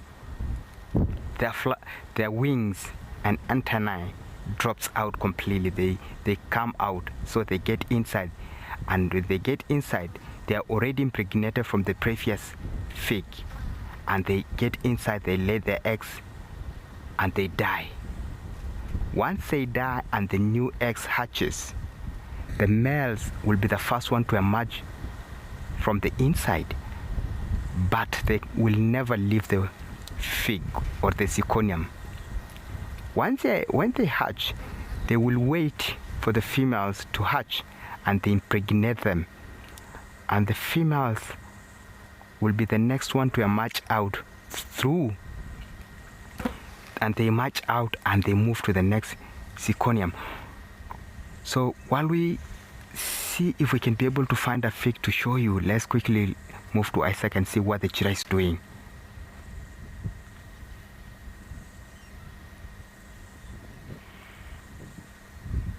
Well, here we are, and Ruka is headed to an area that is going to be very impossible for anybody to track him, but it's nice to see him go to that area, and all I can wish him is good luck, and I hope I can see him in the near future. He's got a slight limp. He was reported yesterday to be limping, but he's got a very slight. I wouldn't say that it's bothering him at all today, so he looks quite okay, and I think he's ready, to hunt.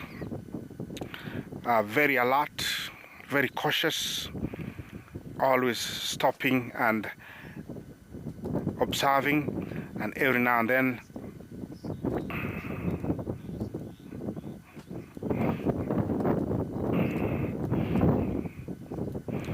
Christine, you say you happy to tune in. Thank you very much, and keep enjoying.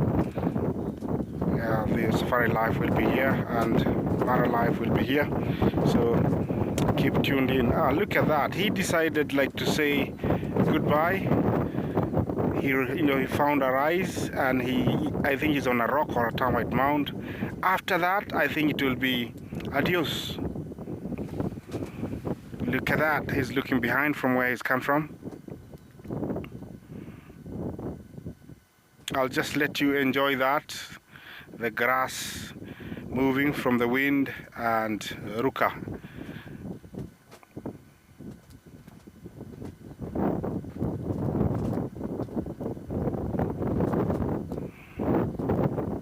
And that's how we say goodbye to Ruka, because I don't know if we're going to see him again today unless he comes back, but that is a very rocky area. This is a beautiful area called Rhino Ridge, and that plateau on top is very tricky to actually maneuver. I cannot see him anymore. So goodbye Ruka, it was nice. I think I'm gonna leave here. We had enough of him. Always nice to spend some time with animals like cheetah, and I don't know what's in line. Now I have to drive out of here. It's a bit rocky.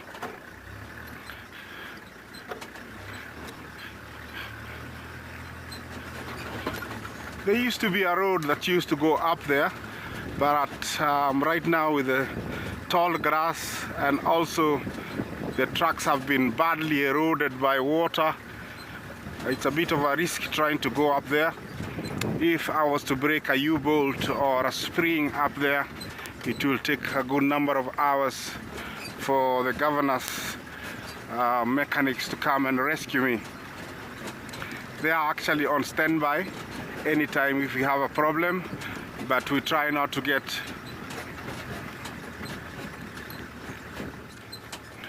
Sunny. You asked me about cheetah behavior. That really surprised me. I think I thought I had seen everything until one day I saw the mating, and that proved to me why they are closer to dogs than cats. It was quite interesting because I thought it was just like cats where they mount, dismount and then wait, but because there were two males, you know what, one would mount for about almost 12 to 15 minutes. Then after that, immediately the other one would go. Poor girl, but that's how it is with cheetahs. And that was a very interesting behavior for me. Never thought I would see something like that. I think that is the most interesting behavior to have seen and witnessed. Rather than reading it, I saw it. I think that is the most interesting behavior. Yes, I was talking about the guys over there. They're always on standby just in case we break down, but hopefully we don't have to call them because I'm sure they have a schedule to run, so I don't want to break anything in the vehicle. Rhino Ridge was named Rhino Ridge because the last rhinos in the 80s towards 90s occurred here.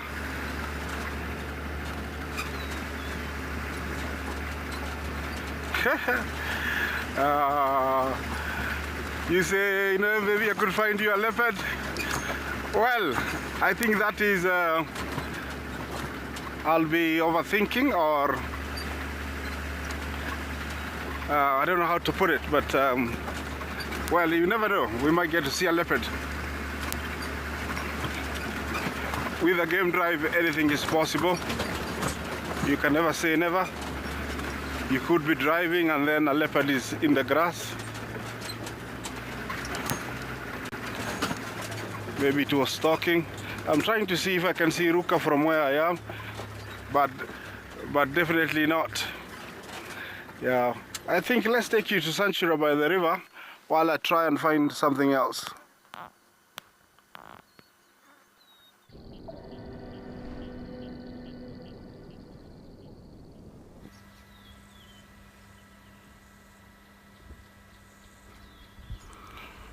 Yeah, our lovely tree, the fig tree. As I was trying to explain earlier on, that the males, when they hatch, because they're the first one to hatch, and they will wait the female to hatch as well. The role of the males is only two roles. They only play two roles: impregnating the females, as well as drilling a door for them to come out, because the males are blind as well as they're wingless, so they cannot escape the zirconium. When they make an exit and the females have already hatched, they die off completely. They will never ever get out of the zirconium. The females will be the next to emerge, and they come through that exit door that the male have drilled for them, and they fly to the next receptive fig tree. But the most interesting part, when they are coming out, they're already loaded with a lot of pollens.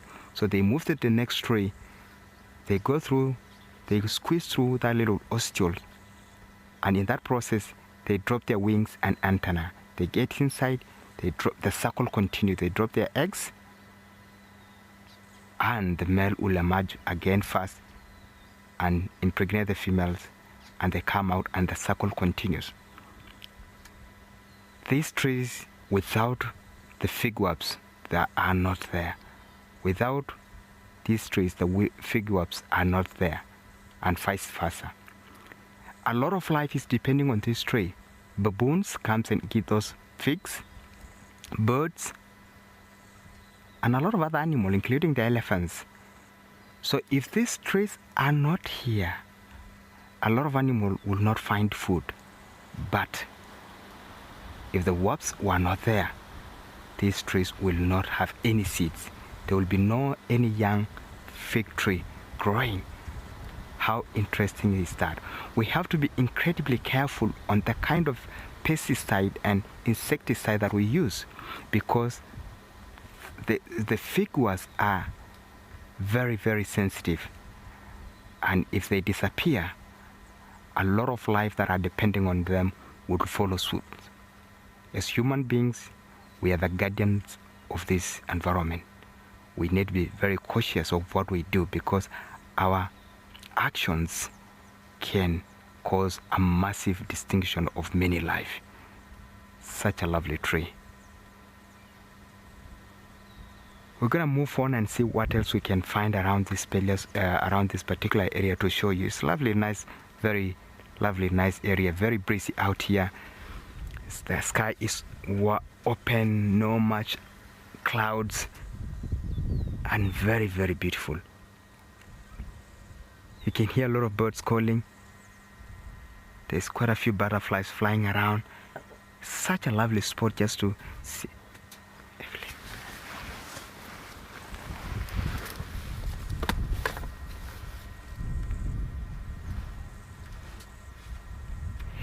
Good question, Evelyn. A lot of trees have very, very good defensive mechanism, because the acacias are one of the most browsed tree out here, particularly here. So a lot of trees evolve to have a lot of thorns, and thanks a lot, Big James. Look at that tree. That's an acacia tree. That's a yellowback acacia, and a lot of them have actually evolved to have these long spine thorns to protect them from over browsing. You can imagine an animal try to browse on that tree. I've seen giraffes browsing on these trees a lot, but see how spiky they are. When they try to eat, a lot of those thorns spring their mouth and disturb them, and they move on, so they do not get over browse. So it's just a protective way that these trees are trying to use to protect themselves from over browsing. But the elephants, those thorns cannot protect this tree from the elephants, because the elephants can chew the entire tree without including the thorns. They have a very, very skin, and those thorns cannot go through. Look at that. It's such a lovely, nice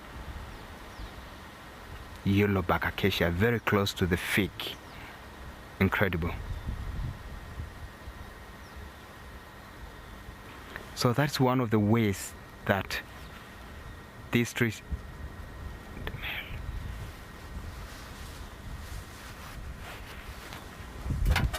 Good question, Mel. Yes, we do have a few invasive plants here in the Mara, like Lantana camara, Parthenium, Datura stramonium, soda maple.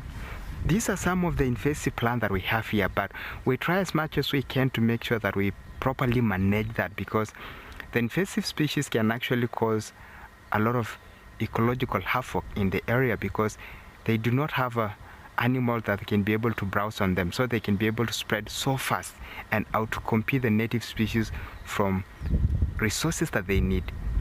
And if they take the entire area, there will be no room for other native species, as well as availability, and even the productivity of the land would actually drop tremendously, because most of them are allelopathic, meaning that they produces a chemical that suppresses the growth of other species within the area that they are growing.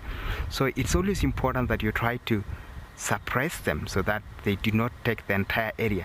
Particularly from where I'm coming from, we have a lot of spaces that we need for grazing land, because the Maasai are pastoralists. They need a lot of this land for grazing their livestock.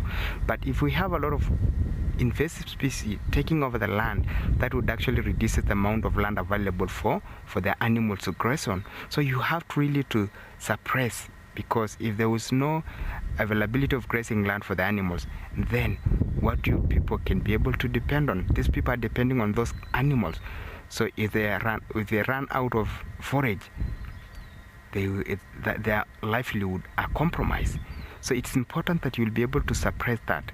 Otherwise, it's going to cause a lot of ecological catastrophe in that particular area. Yeah, so yes, we do have quite a few of that, but it just need to be properly managed. Otherwise, it can be a problem. If I get one, I will definitely show you at some point one of those Parthenium or Datrostramonium or Lantana camara that we have around these areas.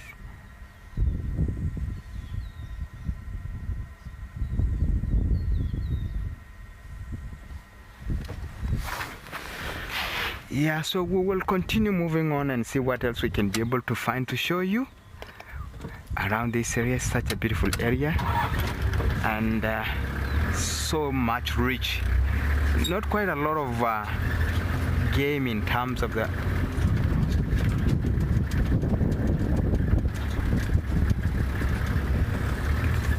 Ross. Good compliment, Ross. Thank you very much. We try as much as we can to bring nature close to you. Nature is fascinating. Nature is fascinating and it's rich. And for us as well, being out here is like being a classroom every single day. There's so much happening, and oftenly we just as well learn from everything that happens every day, because we tend to see new things every now and then. And that, for us being out here, is more like being a classroom every single day. There's always something new to learn. It's just a matter of keeping your eyes wide open to see, listen, smell, and that's all. It's a classroom every single day.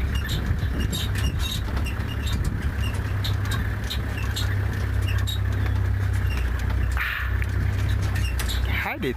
Thank you for such a nice compliment. Yes, it's one of those things. What else can we do? It's one of those things that we need to keep it doing, so that we can make sure that everybody's enjoying nature.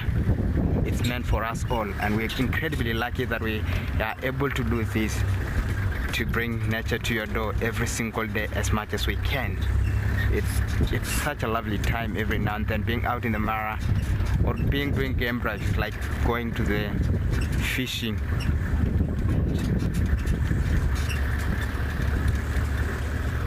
Benchy, good question. Yes, I did see some warhog, and I stopped trying to show you, and they're all furnished. They are very, very skittish. Oftenly, when you're driving, they are completely relaxed, but the moment you stop and you try to stop and sort of try to position the car for them, they run away, because they have realized that now your attention is on them. So they're quite skittish animals to catch. But yeah, let's see if we might be lucky to find one or two, and we'll be very happy to show you here. There's quite a lot of them here, but it happened that they are very, very skittish, as well as the grass is very tall, and often sometimes we might actually just drive past without seeing them, because they are very low standing animals. It will be nice if we can find one and show you. And we're just sort of driving straight into the direction of where the wind is blowing from, so into more open country, and that's where we're likely to be. We expect to see warhawks now, because it's not really hot now, so I don't really expect them to be deep in the mud pool, rolling in the mud, but could happen, who knows. By driving upstream this Talek in Tektiak River, one of the tributaries of the Talek River, it's such a lovely place. It's beautiful, beautiful, beautiful, beautiful tree.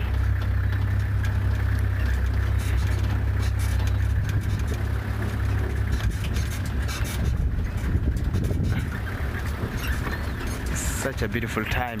So my colleague Isaac is stuck on the other side of the Mara, So we might be able to see him later on if he gets lucky and get out of the mud. It's still quite wet here. And while he was following that lone cheetah, I think he probably just missed the road a little bit and get stuck, and should be out, and he might be able to join us later on. But still, it's one of those things happen. It's every adventure here. It's part of the parcel of being here. Getting stuck sometimes it's also something to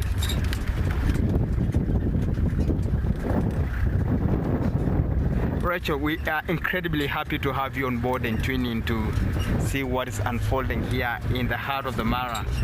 It's such a lovely time, and we are incredibly grateful that we are able to watch and tune at the comfort of your home.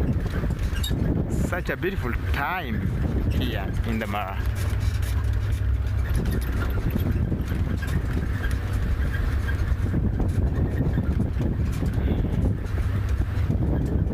It's lovely. It's quite a very good feeling driving into the wind, because life, it's so refreshing.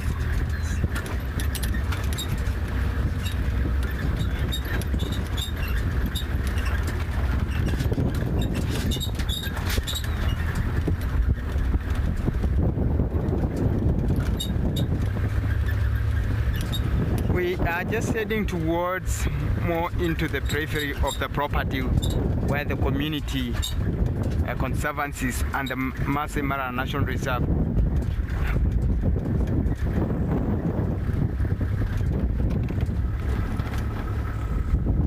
Good question, member. The trees do not really so much influence the Great Migration, but definitely the grass do. The reason why the animals, the migration migrate from one point to another is primarily for green pastures. So if there is no grass, definitely the migration will not come here. So yes, the trees might not really play a big role, but definitely the grass do play a huge role as far as the migration is concerned. And apart from the grass, the rain is the most determinant factor here, because the growth of grass is being influenced by the rains. If we have very good rains, that means we'll have a lot of grass, very nutritious grass, and that is what the wildebeest will be looking for too. We have a very nice dominant grass here called the red earth grass that is very, very rich with phosphorus and calcium, and that is what the wildebeest love the most. So a lot of trees don't really have an influence. Probably if we think about some of the invasive plants, like we've just mentioned, and they take over the entire land, that means there will be no space for grass to grow, and that can actually have a huge impact on the migration. But just the natural trees that are native to this area, they do not have any implication as far as the migration is concerned. And that's why we need to be very, very careful on some of the foreign life that we introduce into these very fragile areas, because these ecosystems are very, very fragile, and it's always important that we watch our actions so that we do not really compromise nature. Otherwise we can have unprecedented consequences that can be far-reaching and beyond what we had thought about. We've got a bull elephant coming that we're just trying to find a way to put him on the frame, and there's such a lovely bull coming to us.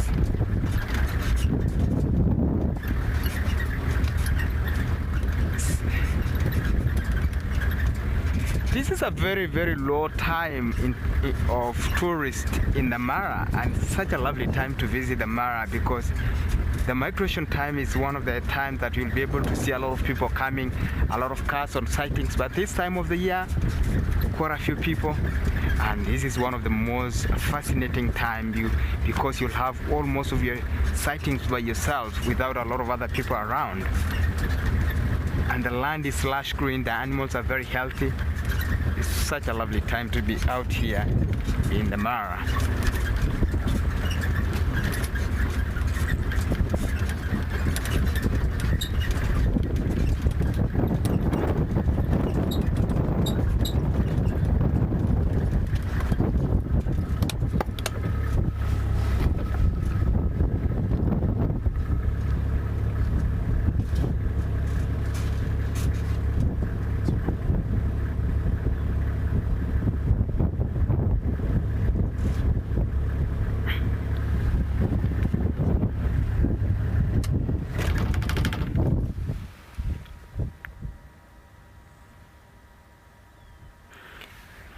Good question, Blue Belt.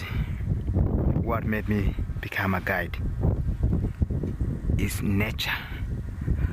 Born and raised in the Mara, from as far as I can remember, starting school 5 years. When I was 5 years, I was walking about 3 kilometers one side to be able to go to my elementary school. And from that day, it was like being on an adventure. Every single day was like a game drive for me, because I walk from home to school and see a gazelle, an impala, a topi, a wildebeest, and that get into my system. And growing up, I've always wanted to be a guide to share my world to the world. And that is what I love doing the most. Apart from being a guide, I'm also a conservation biologist.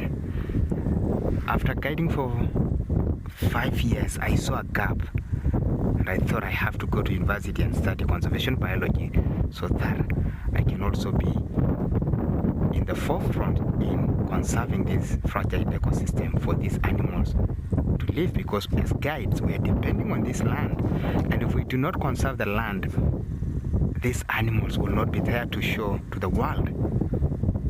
So we need to have a deep understanding of the ecology and conservation so that we can be able to conserve. So we need to really have a deep understanding of the ecology of this area and the land, so that we can be able to share these magnificent creatures like these elephants to you. Look at that young bull elephants. It's just enjoying the lush green grass out in the open. Lovely, nice, breezy afternoon. And we are the only car here. Such an epic moment. It feels like it's meant for us. And yes, it's meant for us in you. The elephants spend a lot of hours foraging because they need a lot to maintain those body weight. A lot of what they eat, 60% of that would actually come out completely undigested. It is waste to the elephant, but it's not waste to the land, because those droppings will go back to the soil and nourishes the soil. And when the next rainy season comes, more plants grow, more grass grow, and that brings about diversity. It's also a gold mine. If you think about the elephants dropping, it's actually a gold mine of dung beetles. Millions and millions of them inside if you break through. And they are doing an incredible job of breaking those elephant droppings and put them back into the land. And that nourishes the land. It's such a lovely time to see those dung beetles.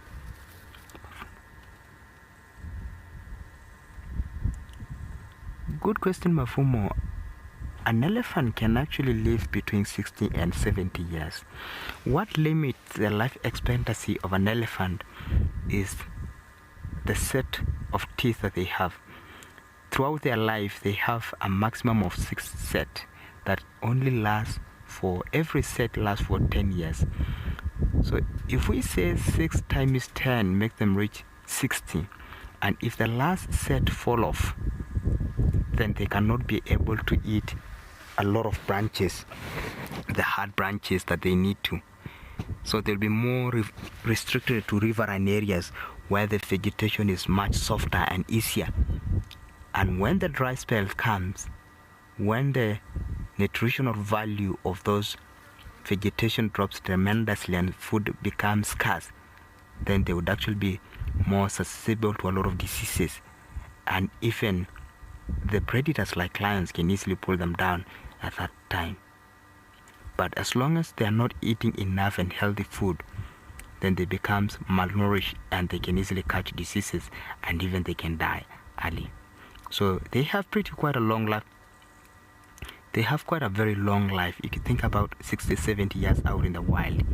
It is a lot. It's a library of information that is happening here in the Mara.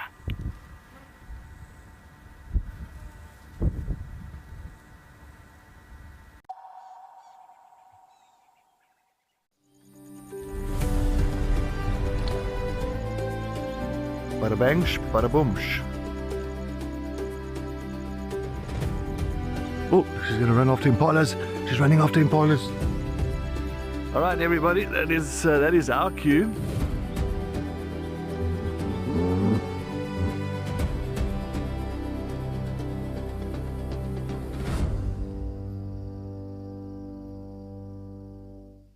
The Wild Earth Impact Foundation is a non-profit that uses the power of wildlife storytelling as a force for good. We create sustainable development projects that showcase conservation stories, empower people, and inspire environmental action. As a registered South African PBO, you can make a tax-deductible donation to the Wild Earth Impact Foundation. To find out more, visit our website. When the Mara turns green, life surges, the air hums, the earth stirs, and the wild comes alive. Here, the wonder never ends. It just changes color. Every storm, every sunrise, every sweeping vista is an expression of wild magic. Visit the Masai Mara. Experience the magic.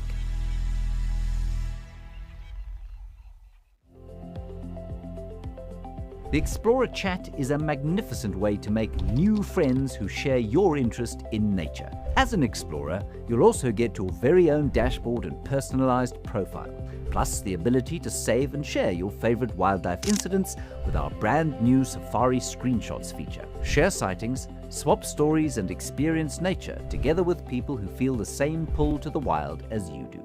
Wild Earth Explorers, wilder together. If you love watching Wild Earth, here's a little tip. Become a member. You can gain access to the channel ad-free, you can rewind and re-watch sightings, and you can join our Tuesday live safaris. There's also behind the scenes videos, fireside chats, and every SafariLIVE episode, whenever you want it. It's just a better way to stay connected to nature.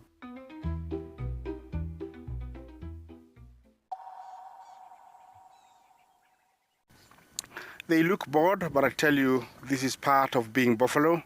Once you've, filled your...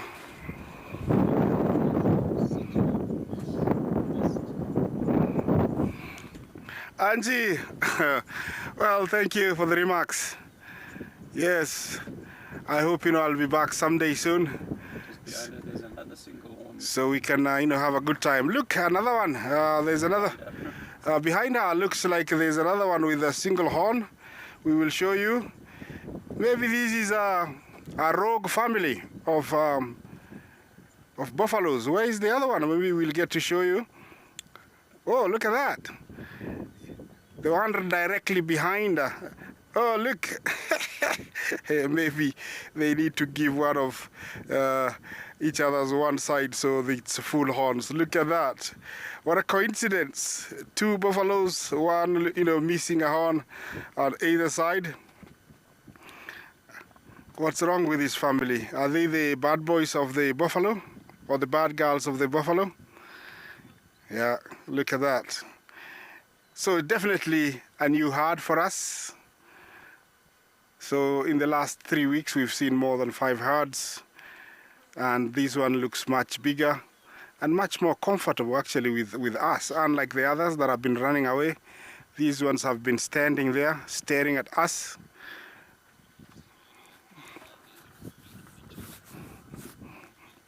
No, you say that maybe they had a fight over each other. And Lolo, what are they fighting for? There are many males out here. I doubt if it was a male, maybe something better. Yeah, interesting that, there are two, maybe there are more in this herd. This is a time of day that it's really warming up, and most of their time right now would be spent sitting down, regurgitating and chewing their cud. And when it cools down later on, they might go out and graze again. But I suspect that because it's actually quite warm right now and it's going to warm up, they're going to look for a wet area and then they are going to wallow. They do that. Buffaloes spend a bit of their time inside water to cool down. It is one of their behaviors, and I think that's where they're headed. Ahead, I can see actually a good number of them seated in the water, so definitely that's what they're going to do. Remember, this is an animal during the hunting days in the 70s and 60s. It raided a lot of hunters. It killed a lot of hunters. Those horns can actually cause death very quickly. That's why they're called Black Death. Yeah, it's an animal that without being provoked will come for you for no reason. So it's a dangerous animal. It's one of the big five. We call it Nyati, Mbogo. Yeah, so yeah, this lady looks, the Iron Lady looks like, actually they like each other. The two Iron Ladies. And actually you can tell that they are losing condition. That is one way of telling an animal is aging. Sometimes it's sickness, but definitely I don't see any signs of being sick. So it's age. So definitely she's a old one.